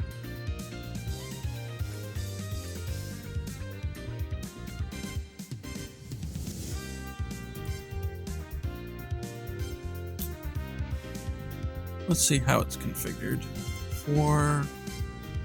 Vending machine soda can. How is this configured? Auto apply root motion. Let's try that. I have a feeling it's still not going to work right. I think it's not going to reset the position properly, but we'll see. Okay, it came out, but will it do it again is the question. No, yeah, and that's what I was afraid of. It screwed up. Okay. For now, what we're gonna do, and this is not a long-term solution, but for now, vending machine, flicker, no, soda can. Here. We're actually gonna remove this. It's still gonna play while the game is paused. So it's going to be a little buggy, but we will eventually fix that. I have an idea of what to do for that, but that is for another day, because that's going to be a whole big thing. Okay, so soda can active. All right, let's save this version, and wait, one more thing. Auto apply root motion.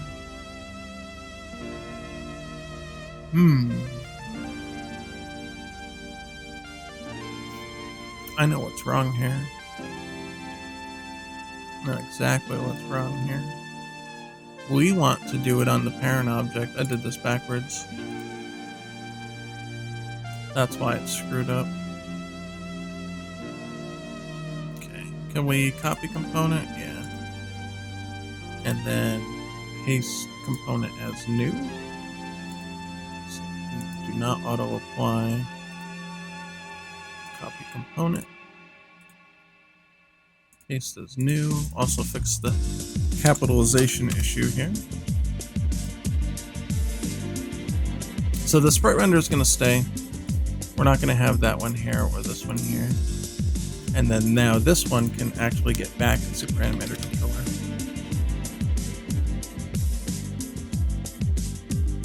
Jury rig it.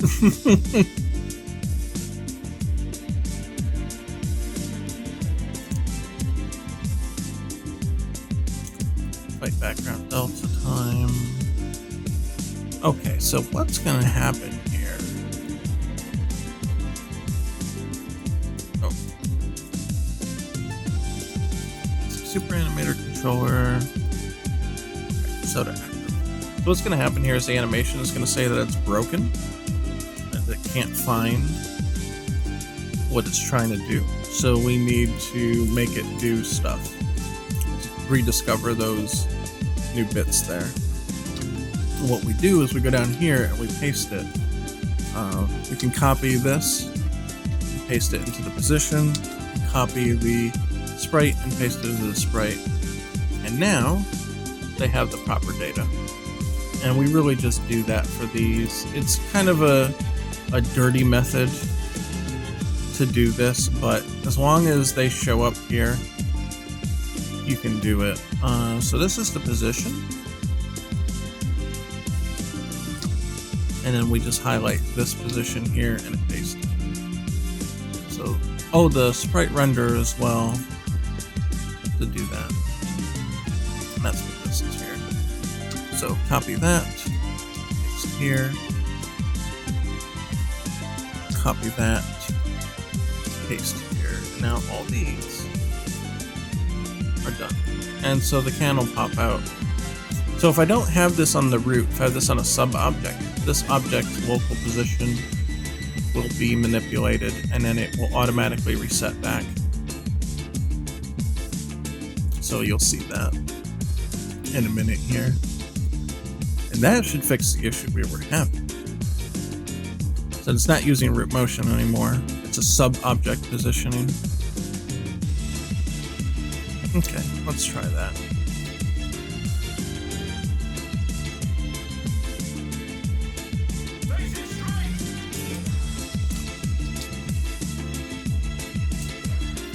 Okay. There it is. And one more. Yep, and that fixed it. Yeah, you see it just enough. You see it just enough. Especially if they roll. Yeah, that'll be alright. It looks cool. Boom. And it pops out. So we don't want this to happen all the time, though. We want it to be like a random chance. So we're gonna have to make... and we can make a generic script for it.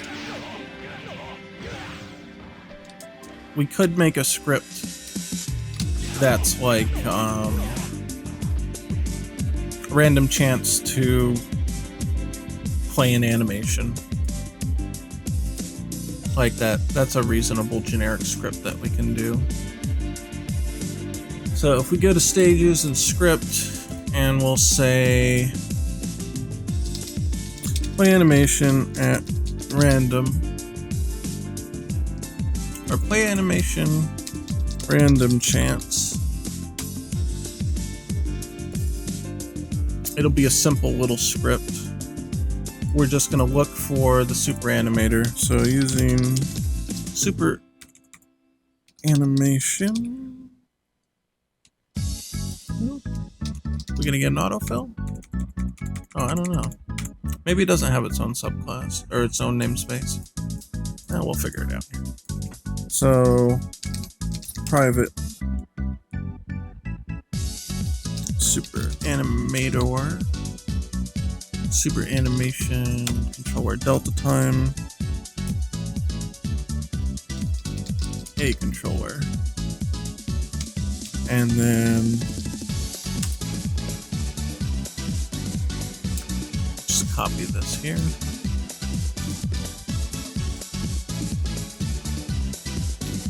We'll call this one Annie controller. That's fine. Annie controller.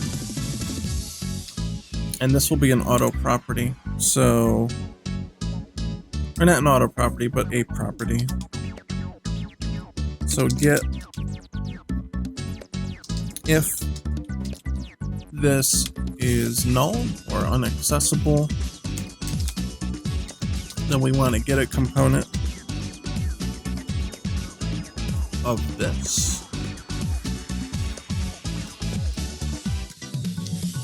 And then return that. So if it can find it, it will find it and give it to us. Install an update. I installed an update like last week. What the hell, man? Alright. Public void play animation random chance.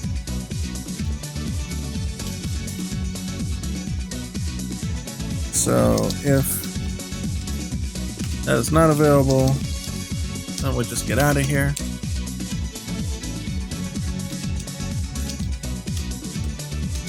Oh, we need two, or rather one animation here. So public animation name. Oh.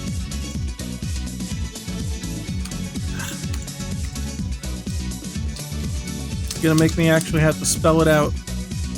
Rat bastards. Let's see.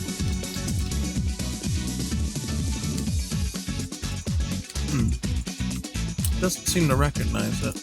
Not sure why. Well, we'll figure it out in a minute. Animation to play. Oh, wait, does it like it? It doesn't know what it is.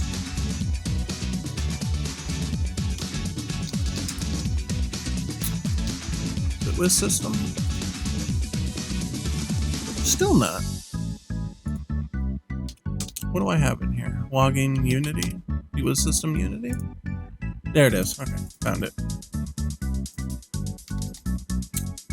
Then we're gonna just play this. So we do need a random chance, right?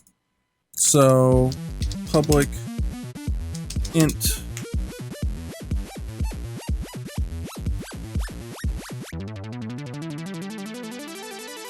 I guess it would be random value max.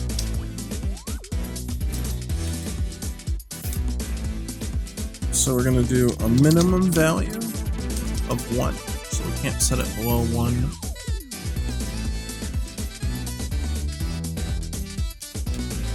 So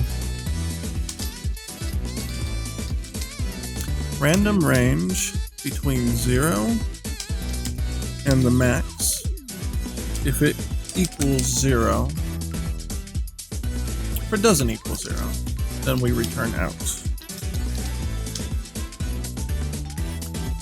So if we put a 1 here, between 1 and 0, that's a 50-50, and so on.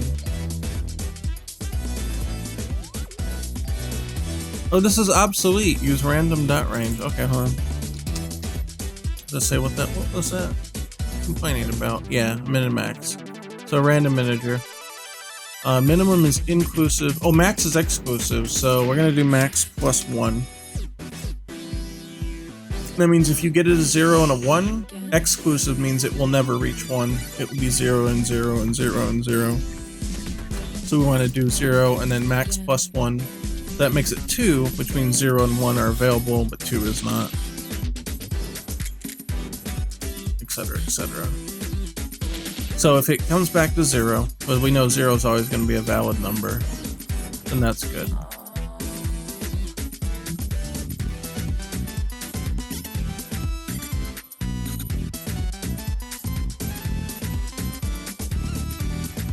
Yeah. So if you have 4, if you put 4 as your value, then it'll happen 1 and 4 times.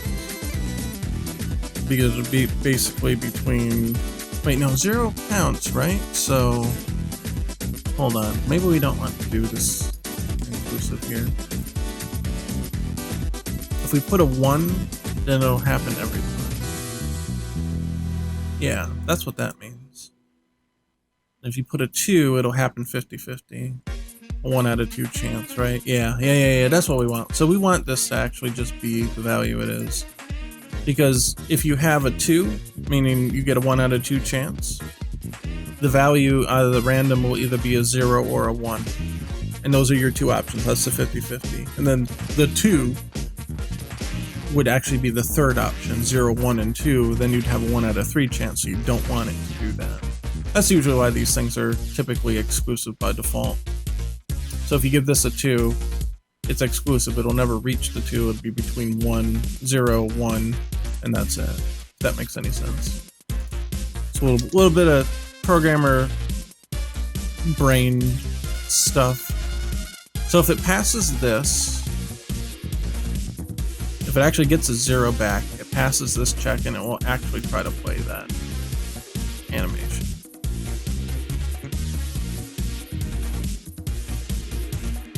Yeah, that works.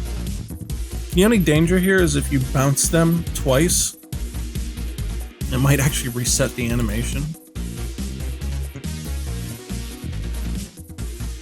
We can do a check here, then, in fact, let's do public bool reset, or, yeah, force reset animation. Say that it's false to begin with. So force reset animation is on. Is there a force here? Yeah, force play. So I think if it's already playing and I pass false into here, it will not force it to play again. And that'll kind of protect it from playing twice in a row. Because if it's playing and you force it to play, wherever it is on the timeline, it's going to reset. And then it will just, the can will disappear and go back into the machine instantly. So you don't want to force it. You want it to look and be like, is it playing? Yeah, okay, then don't force it to rewind, essentially is what you're doing. Member names cannot be the same as their enclosing. Oh, it's the same. Okay, we'll do that, and then if I ever want, for whatever reason,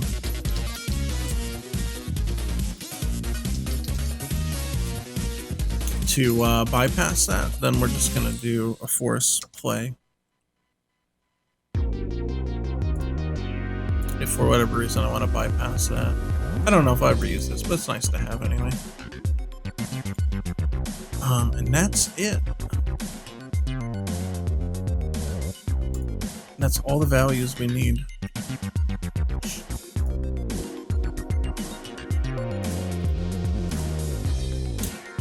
So on this vending machine soda can, we then want to add play animation random chance. Soda can active. And we'll have a random, we'll do 2 for now, just to test it, but then we'll have something else after. So instead of using the super animation controller now, we're gonna play random chance here, then play animation. And we don't need to specify what it is because we set it down here automatically. Oh, well thank you. Can you put that in the freezer? Because I'm not done yet. Okay, which one do you want? What ones are there? Chocolate Oreo cheesecake and s'mores. Cheesecake. Thank you. Got surprise Dairy Queen! Hooray! Guess what else? Oh no, what? Chili dogs! They got chili dogs! Ah, chili dogs. Fucking hate hot dogs. They're gross. Share some. I don't want to be Sonic. You have to be Tails! I don't want to be Tails either. You're just gonna leave me behind again. Look. Chili dogs. I hate hot dogs, by the way. They're disgusting. Like if they're homemade hot dogs, that's something else. But all the shit that they put, the factory hot dogs, all that shit they put in it, it's disgusting. I have to be It's terrible. Like I'll eat like 1 or 2 and then I get sick. Because they're just terrible. Okay, so we should get a random chance. Or just nothing at all. That's cool too. Oh, we broke it. There's nothing at all. Oh, come on. Why is it not working? Oh my god. Alright, hold on. We'll figure this out. Nothing ever works right the first time, right? Oh, here we are. So we got our random chance. If I say it's 1, will it do it? Nope. Are we getting an error would be the next question. No, we are not.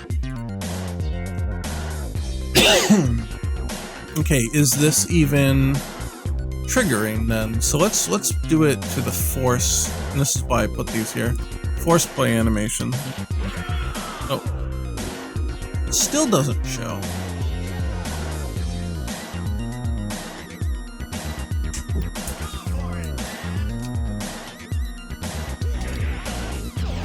Okay, still doesn't show, so something's not right here. Uh-oh, what's this? No reference. Oh, no, that's not what we're looking for though. Okay, we're just gonna put a breakpoint on it. So put a breakpoint here. And oh, maybe it's not finding this for some reason. Let's see. Run, start debug. Okay, it has started. So grab them. Oh, we've got we've got breakpoints in other parts of the code that we never took out. So here, okay, is the animation controller valid? We'll find out when it takes its next step. Oh, what happened? How come it screwed up? What happened? Oh, let's do that again. Bonk. This looks okay. Like it has properties, but how come it didn't? What the hell happened?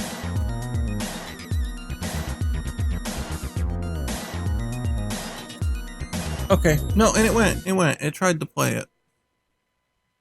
Animation name, soda can active. It got the hash, but nothing happened. Okay, no error. It's got the right thing here. Animation active. Yeah, we can play it in the preview. So this is how you debug, everybody. Go step by step. We can play it we can play it in the preview. So that means, at the very least, that the animation can function. But it doesn't seem... Soda can active, soda can active. It's the same name. Do we need to force it?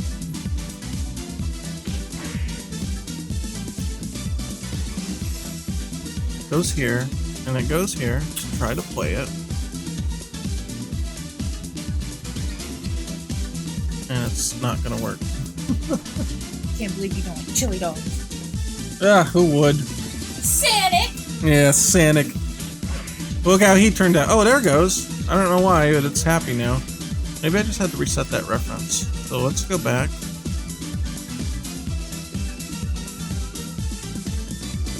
I don't use the friends list on Twitch.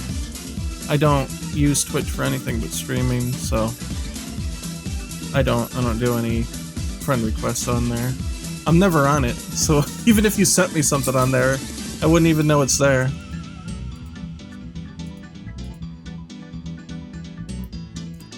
Okay, so let's reset this reference. That's the one big thing we did. And then...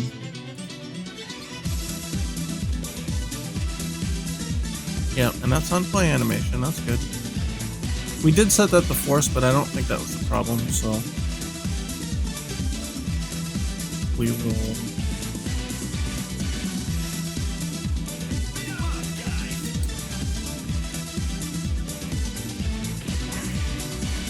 what the hell? And it's still not working. Oh, that's weird. Alright, let's try to force it then.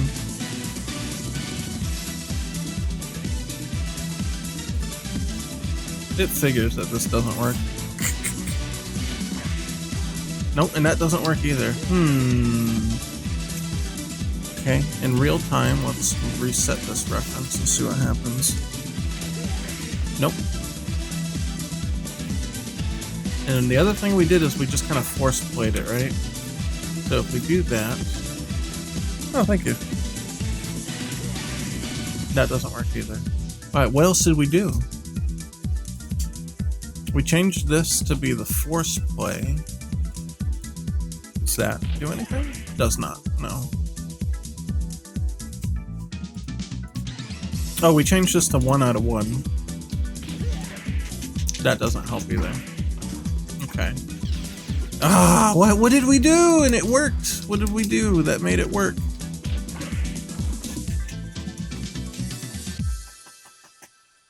This has a time controller.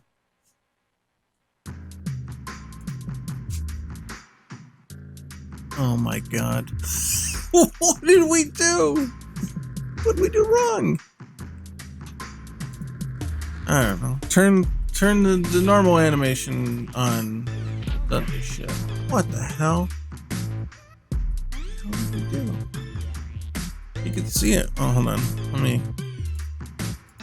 me get Ken out of there. You can see it back there. When you do the preview, it shows up.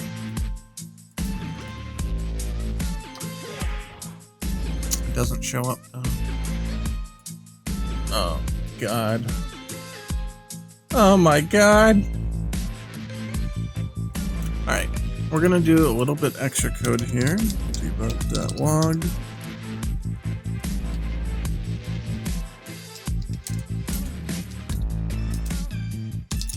played the animation.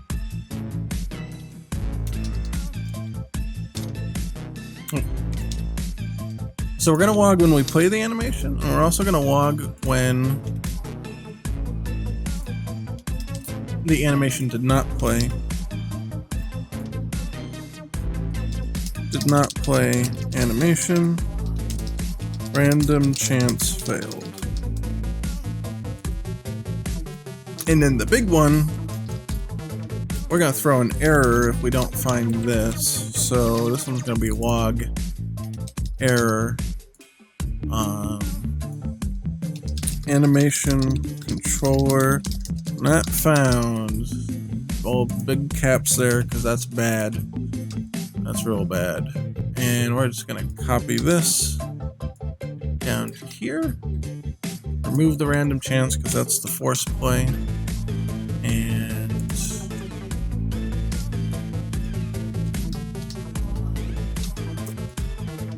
stay true to that.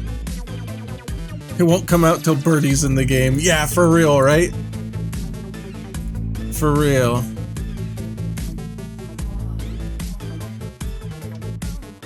Okay, it's gonna take a minute to... Okay, we gotta turn all the logging back on and see what we get.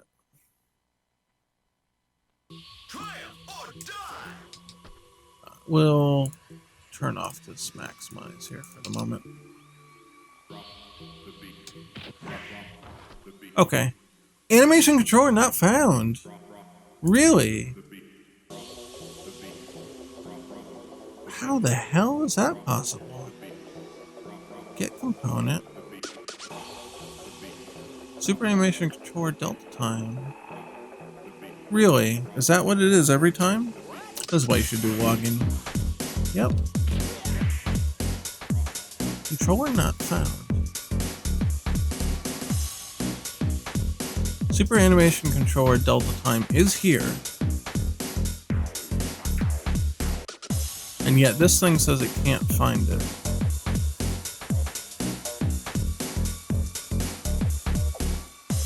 Game development ain't easy, man. Oh, you know what? Here's the mistake. I use the underscore version, which just calls this. I need to use the non-underscore version. That's the one that checks to see if it's available to then do it. So that's the mistake. It's just one little thing, man. One little thing. It can screw up the whole... One typo, screw up the whole program. There's a lesson learned today. Chasing my tail for 20 minutes because I can't spell. Alright, it should be fine now. And when we confirm that it's fine, we'll just hide those logs. Boink. Yep, and there it is. There we are. See, and it's a random chance. Or is it set to 1? Yeah, it looks like it's doing random. So we did... Yeah, it's set to 2. So we can say that it happens like 1 in 4 times, so like 25% chance. So let's try that. 1 out of 4.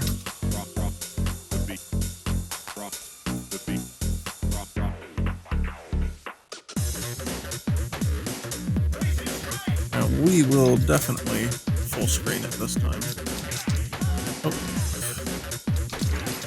Oh my god, I can't use keyboard with crap. Boom.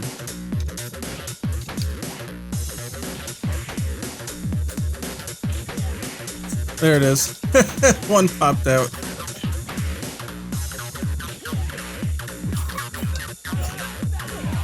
Yep, there one popped out. That's funny, look at that. Alright, that's cool. 1 in 6 might be a sweet spot? Okay. Yeah, then it'll just be... You alright back there? Alright. Yeah, she was coughing. Oh, I hate that. Water went down the wrong pipe. Alright. We'll do... And she's like, I'm not choking on a chili dog. Said I'm not gonna die like a bitch. Alright, so we'll do that. Oh, and then we want the soda can to animate its label. So this one's gonna be kind of hack jobby. Let's see, that's a Sprite, right? Yeah, this one's gonna be kind of hack jobby because I'm going to take. Shoot, I wish it was more in scene here. All right, we'll get all the frames. And then we'll just move it to a spot that we can see everything in. So like right here. So see how we can see it do that? And I'm just gonna bake it right into here. I mean, you could make another animation controller and then have it do that cycle and time that differently than the movement, but it's not really that necessary, to be honest.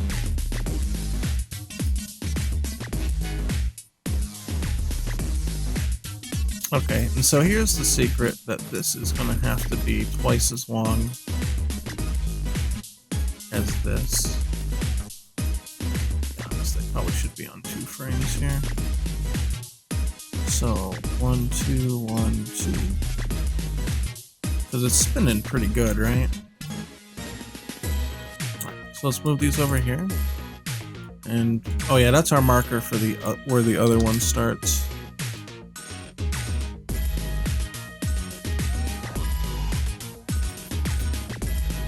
Okay, and then when we do this here... Oh, what happened now?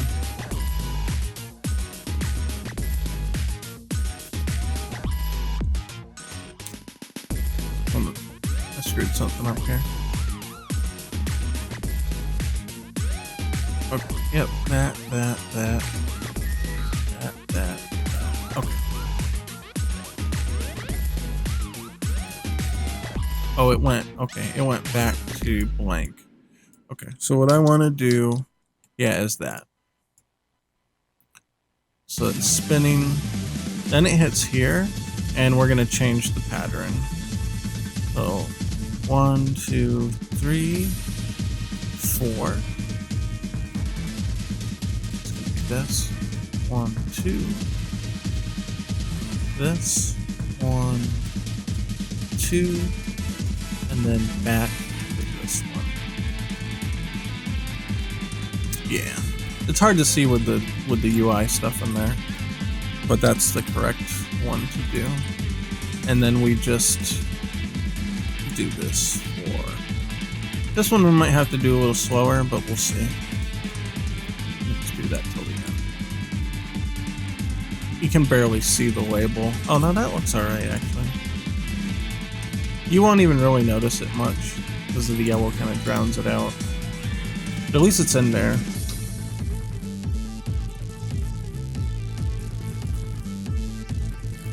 And that's it. There's our hack job animation. DMC'd for the can of Sprite. Can of Sprite. Of course, now we're gonna have to fucking wait for the random chance to get it.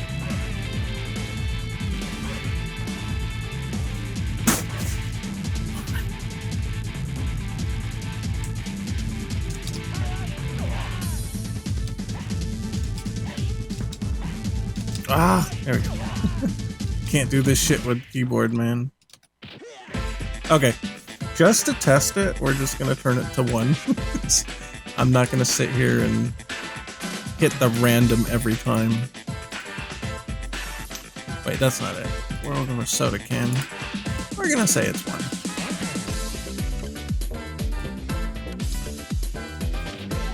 There it is. Yeah, you don't even see the label because it's yellow. Oh well. It's a detail for those with the keen eye, I suppose.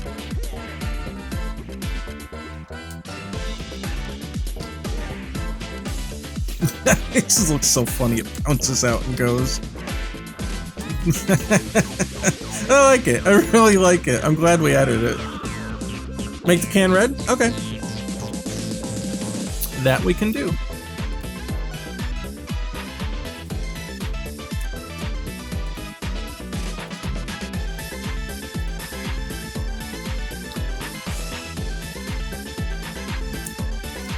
Oh. Oh, it's got a... Damn it. Sprite.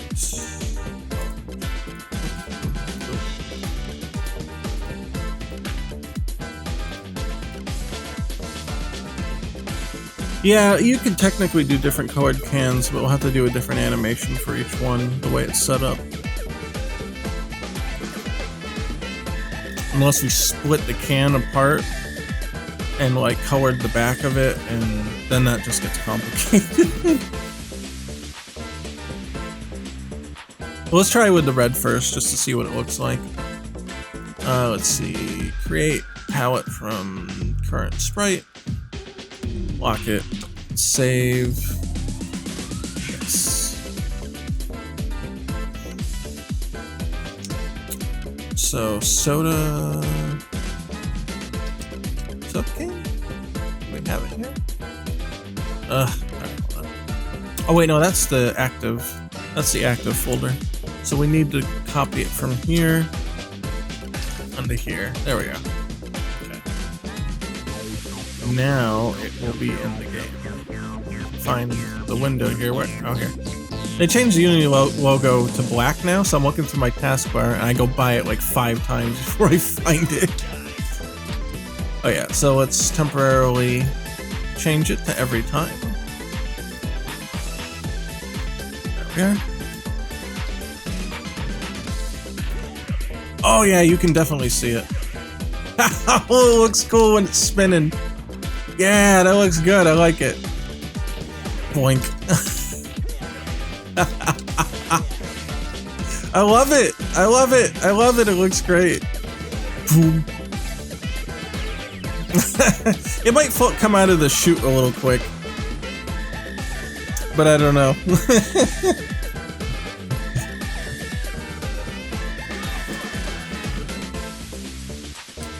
It might come out of the chute a little quick. It feels like it appears a little too fast. So what we can do there... Yeah, I agree. So 2 things we can do. One is to delay its actual animation here. So we'll give it a position of whatever the hell it has right now. Oh, we have to... Oh, what the hell? Come on. We got 0.6, 0.5, then 0.2. There we go. Then it won't appear until... Oh, hold on. Let's get them out of the way.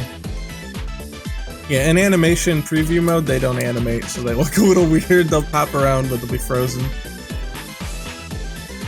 There, and that won't show up until here. I like the motion of it, it's just too... This part here is just...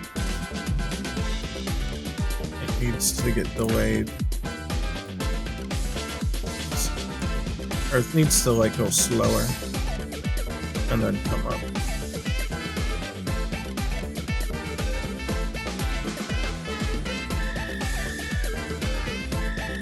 Which means that all these animation ticks need to keyframes, if you want to call them that. I think they call them... No, they do call them keys here. These need to go over here now. Right? So 1, 2, 3...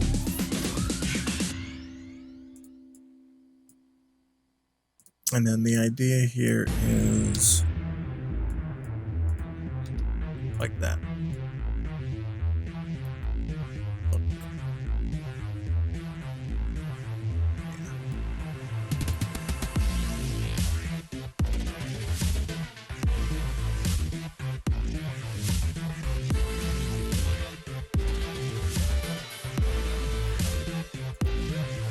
if I do different can colors, I would just randomize it. Just a simple randomization. Oh yeah, we should be able to see the effect immediately. Still doesn't delay very much, so let's pull that out. Pull it out to like here. Yeah, something like that.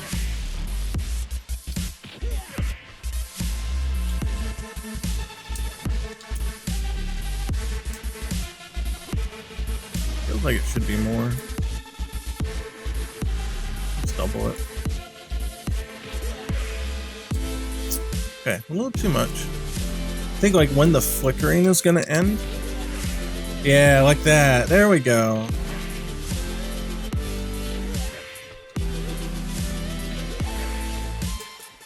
Yeah, I like that. I like that.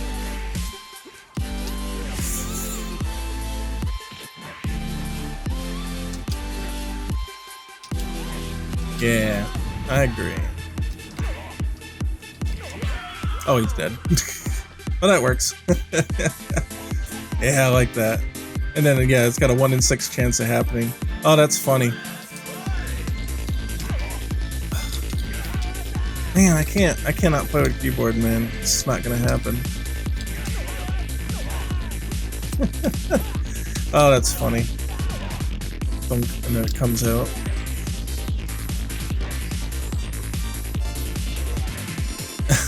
That's cool, I like it.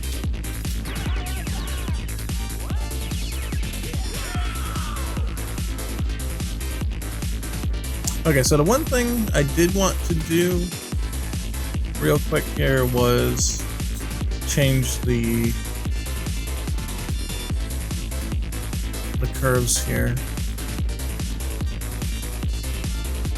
So this doesn't change anything here, but once we're into here, that's fine, but it's when it hits here, it's got a really soft bounce. So when it hits here, that key, we want that. Let's see. Where's the Y is? Oh, apparently not on. Where is it?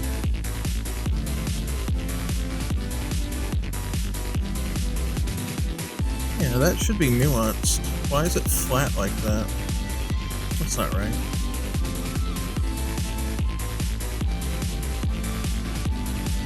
That's not right at all. What? Oh, I'm sorry. Hold on. Oh, I did the wrong thing here. Whoops. Okay, hold on. Actually, I animated the parent object by mistake. It should have been this. So let me just copy this to here, and we'll delete that completely. That's why I'm like looking, I'm like, why is that flat? It should not be flat. Okay, this is the one we want to do. And I still don't see. Oh, there it is. It's just because it's down here.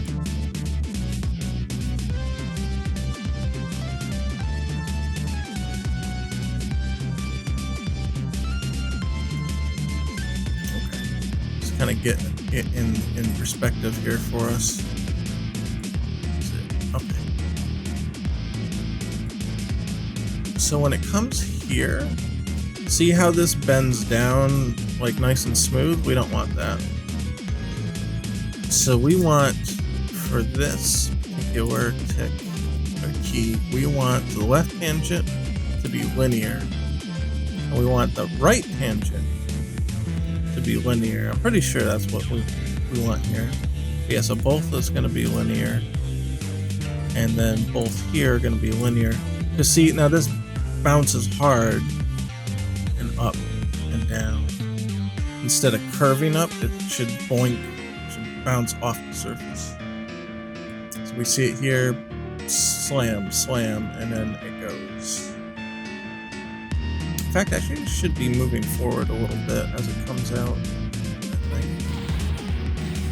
Hey, Life Disassembler is host.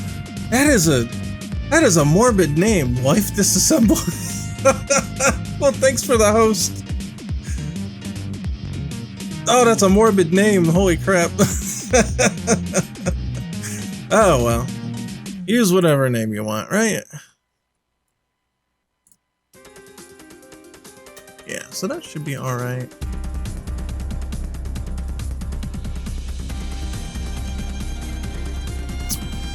This should actually... Hold on. That doesn't make sense as a key, right? So if it's going to bounce upward, shouldn't it bounce higher first? It should bounce high first. Oh, uh-oh. It's got like...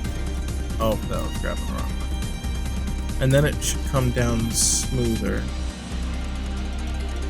Okay, so here, the X is not moving until... Here? Yeah.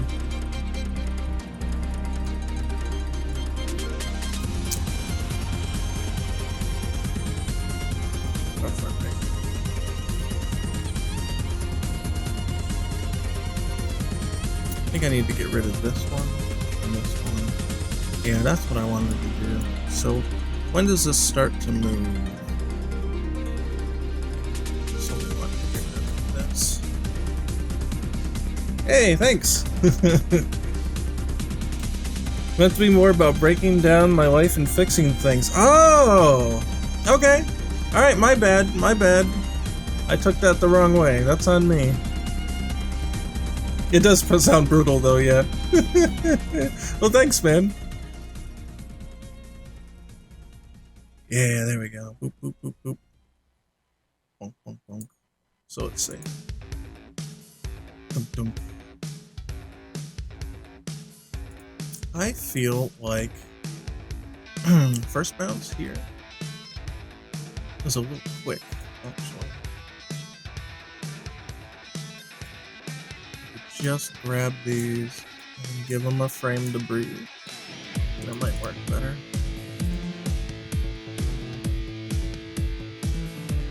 Yeah, I like that better.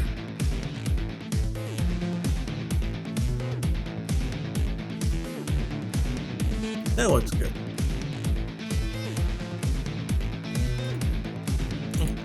At least I think so. I'm not the worst at doing this. It could always be worse. But I ain't the best either. This is the real message.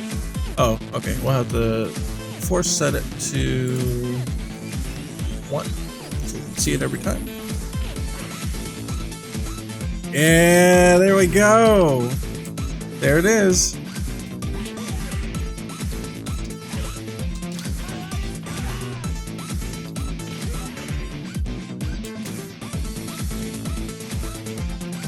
Yeah, you're right, you're right.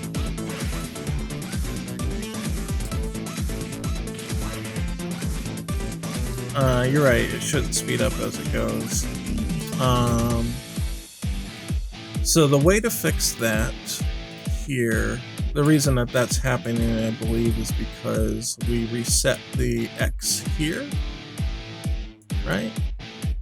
Oh yeah, no, that one's fine.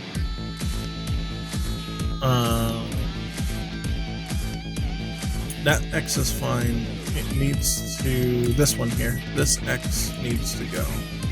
So it's a smooth motion the whole way.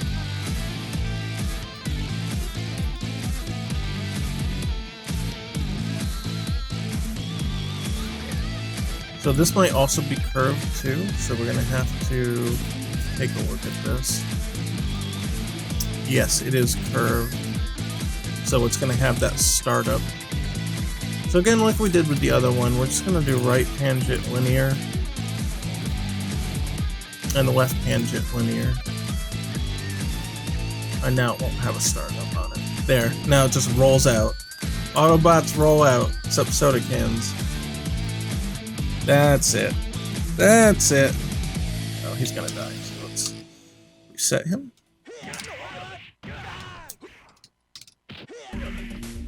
Yeah, there we go. Hey, GameDevScrubs, I saw you on Twitter with the development of Pocket Fighter EX. I love the progress so far, man. Good work on all of it. Well, thank you very much. Let's see. Oh, I gotta try to pronounce this. I'm not gonna pronounce that. I'm so sorry. Okay, so it's J-M-O-R, Jamor? Jamor Jaime. Jamor Jaime? Is that right? I apologize if it's awful. You can say Jamor. All right, that works. Well, thank you very much. Yeah, it's easier that way. Yeah, the can's looking good now. I like it. Look at it. Look, he just rolls right out. Bonk. Keeps that energy going. Just falls right out of the thing. Oh, that looks great. Here, let me maximize it. A bit easier to see.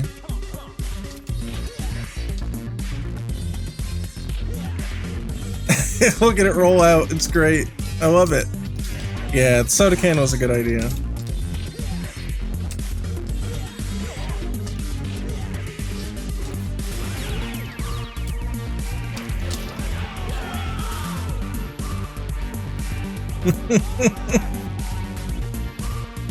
That's great. I like that.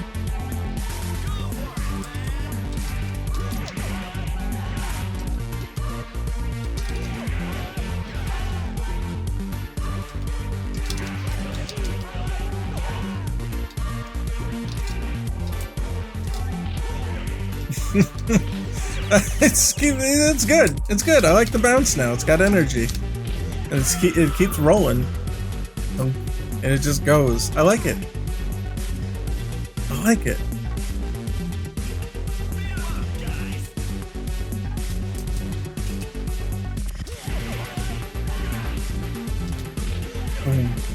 That was a great addition. That was a great addition. Alright. Ah! Everything's falling down.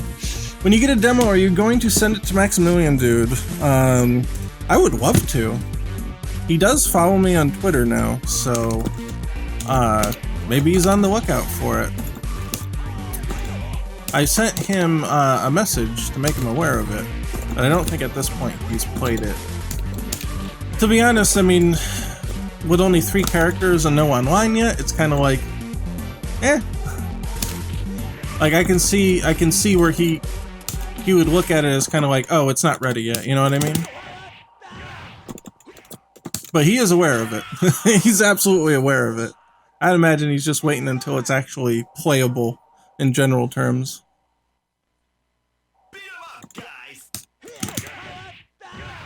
Yeah, so now we got the street light here, or the boardwalk light that flickers when there's a knockdown. Yeah, and there it goes. Now it stopped. It totally goes out after so many random hits. And now it'll flicker, but it'll stay out. So we've got that effect. Oh, and he's dead. I was gonna say, he won't fly far enough to see that can.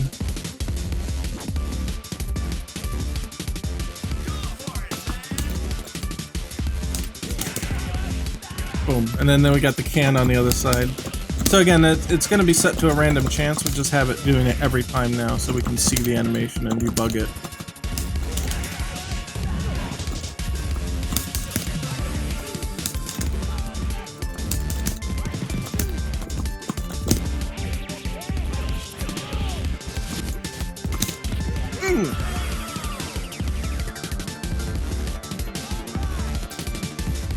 Better put your headphones on then.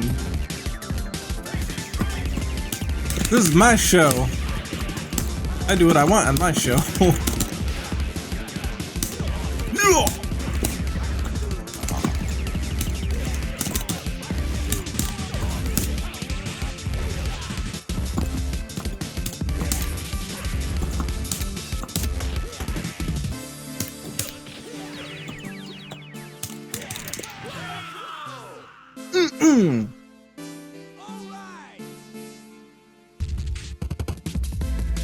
I like it. The stage feels a bit more alive now. So we still got the trash can.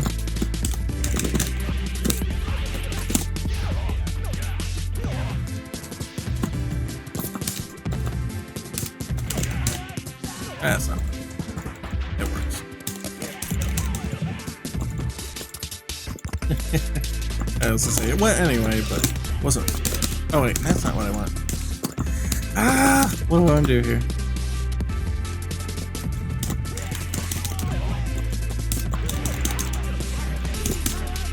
Oh, I can't max cancel that. That's right. What I want to do? Oh, he got dizzied, so it screwed it up. All right, hold on. Oop, wrong one.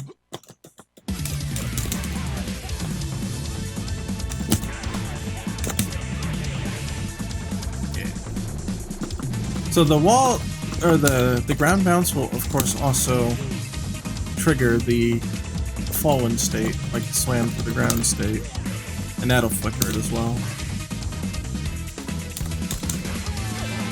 And then any kind of grab, any kind of knockdown.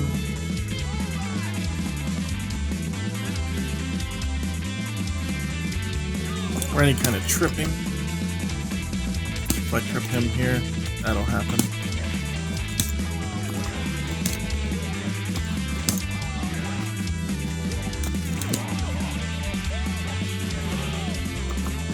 Be knocked out like that. Oh, didn't charge it up. Yeah. It looks good. I like it. I like it. And we already know the random chance works. So I'm not going to bother sitting there doing that. Who knows how long that'll take. Okay.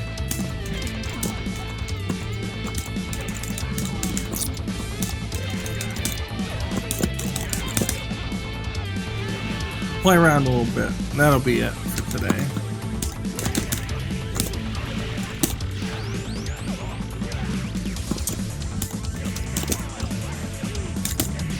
Oh! Oh, too early.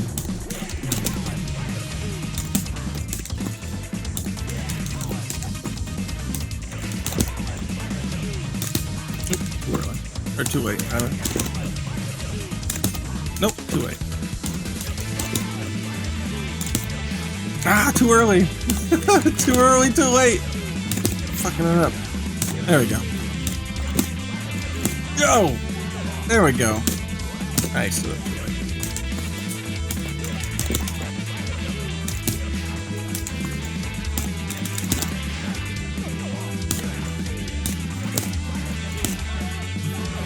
Oh, you know what we can do from here?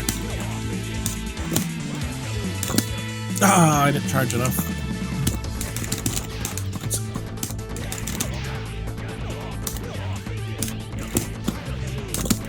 There we go. We can do that.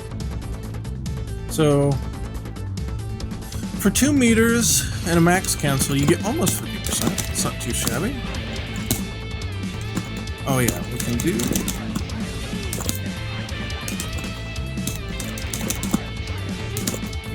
Ah!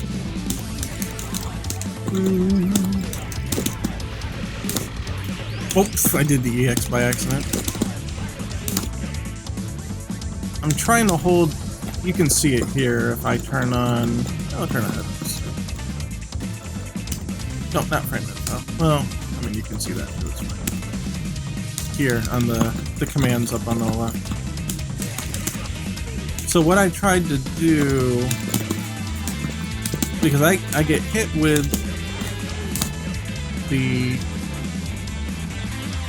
I did that one too early. I get hit with the negative edge a lot. I'm not really good at compensating for negative edge. Yeah, and that's what I wanted to do. So... There we go. Oh, I didn't do it right. The problem is when you go from heavy and you release up, you can negative edge the rising tackle. So you only have to press it once. And then release it and you'll get the rising tackle. I'm used to having to press it. So what I do, I press it the heavy punch down, but I'm still holding it down when I press this, so that the release of the heavy punch doesn't negative edge. Let's see. Yeah. If I did... Ah! That works. Oh, I didn't have another EX. I didn't charge, right? Forgot to charge.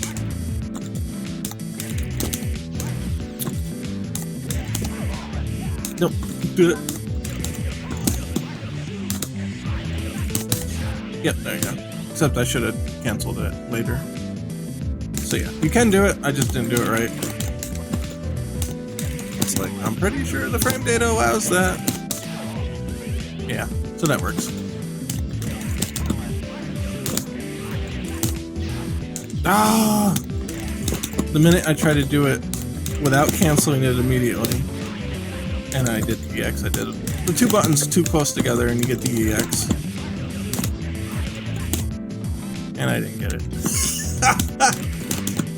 I didn't get it.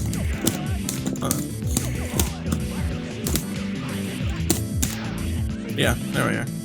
Except I canceled it right away again, like an idiot.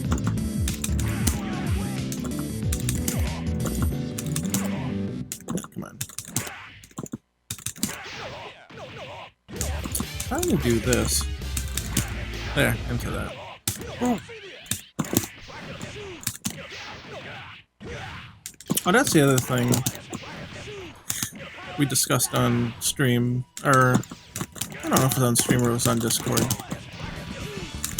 You can get, instead of, let me turn off boxes, kind of in the way here. So, instead of just doing straight this, you can actually get more damage by doing that, but you gotta make sure they fall low enough. There you go, and then you can get that, and you get a whole extra 70? Let's do it without. So 288 versus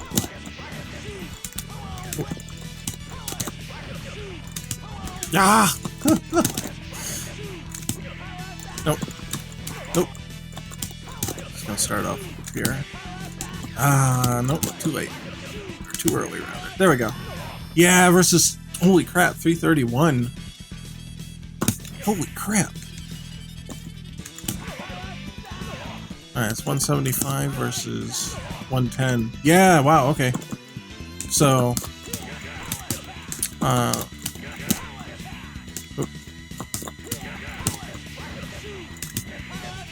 yeah, so that's 372 with it.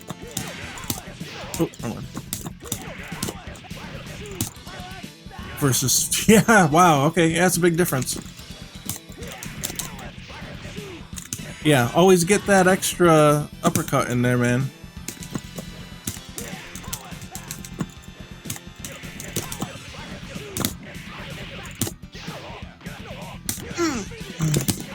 I screwed up. I don't know why I tried to cancel that in there. You don't have that. You can. Let's see. Ah, that's not what I want.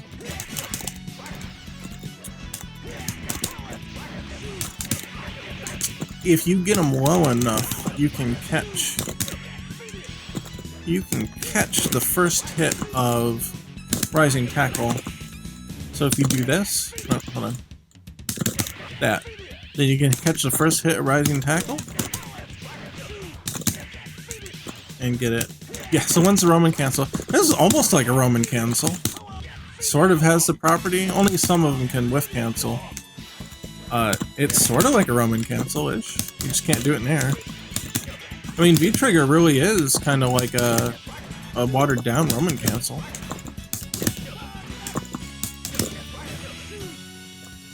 Think about it.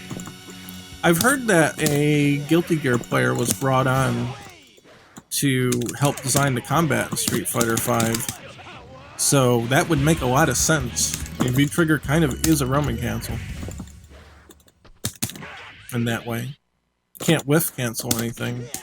Well, Kuma can whiff cancel his Fireball, and of course in this game you can whiff cancel Fireball. Any character can. I thought that was the appropriate way to do it, because you can... let's see. Oh, it's really hard to do. There. You can cancel Fireball on the super.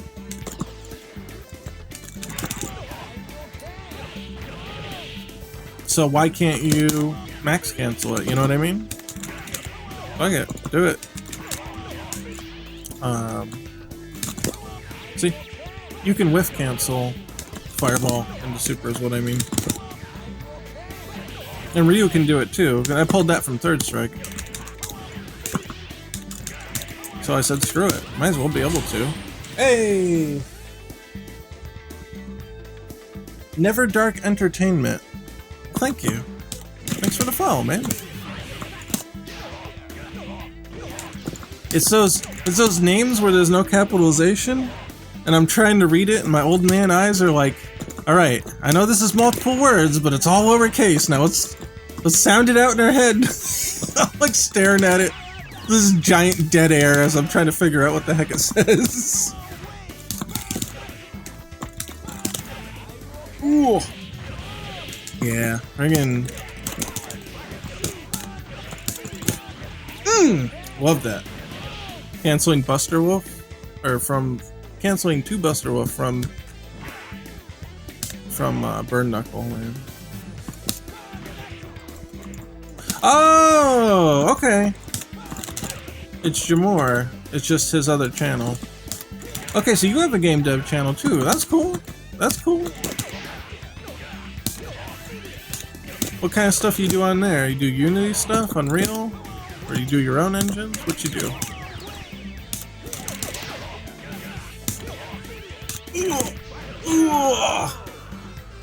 Get him! Yeah. Yeah, I like Unity. I really do. I mean, between Unity and Unreal, they've got their own different purposes and their own levels of difficulty. But for the stuff that I do, Unity's fine. Gotcha.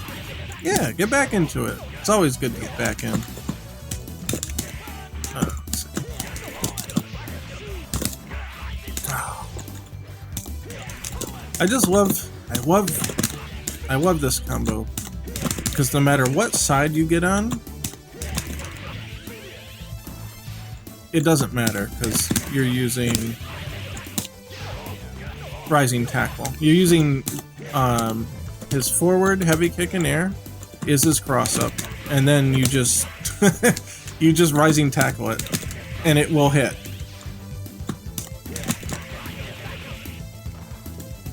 So if you max cancel it, then you know for sure you've got it, and you can go into something else.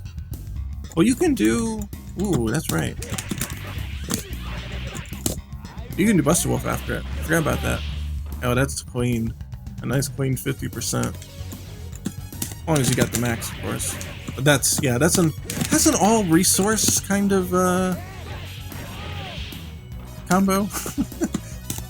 I mean, I guess you could do the level 2 Buster Wolf. And then you have a meter left, but still, you know what I mean.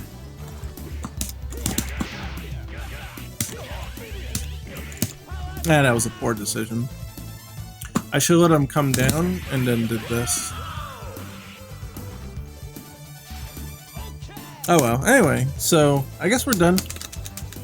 We did another super overtime stream, but I wanted that can. I wanted that can to work so bad.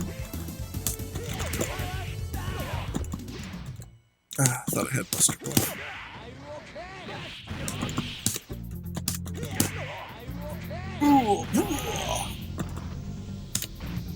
Get the can. You can't see the can because the input display is in the way. Get the hell out of here. There we are. There's our can. Hide that. There's our can. It's great. The way it just flickers and just pops out. It's gonna need some kind of sound effect, I think. Just some kind of like dunk dunk when it falls down, you know? Would be nice. I don't have one on hand, so we'll just have to do that at a different point. But it looks cool. Dunk. Oh yeah, that ain't gonna work.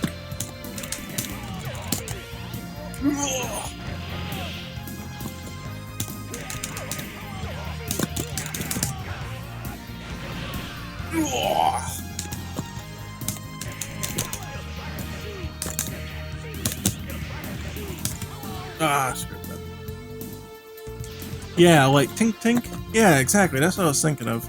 Now, I don't know if anybody's disassembled Street Fighter V sound effects, but I mean, Birdie's got a sound effect for it, obviously. So, you know, we've got something. We'll figure it out. And Birdie's can makes a cameo. Yeah, it's Birdie's soda. It looks cool. Alright, well. Oh, I need to go to sleep before I die. So I got work tomorrow. So let's save her up. And we'll close her down. So thanks everybody for hanging out. We had a good time tonight. We made the can go. We talked about the mechanics a bit and the cancels and all that stuff. So thanks for hanging out with me. And we've got patrons to read off. So we are patron funded. They help me keep doing what I do. So we got to read off the names here.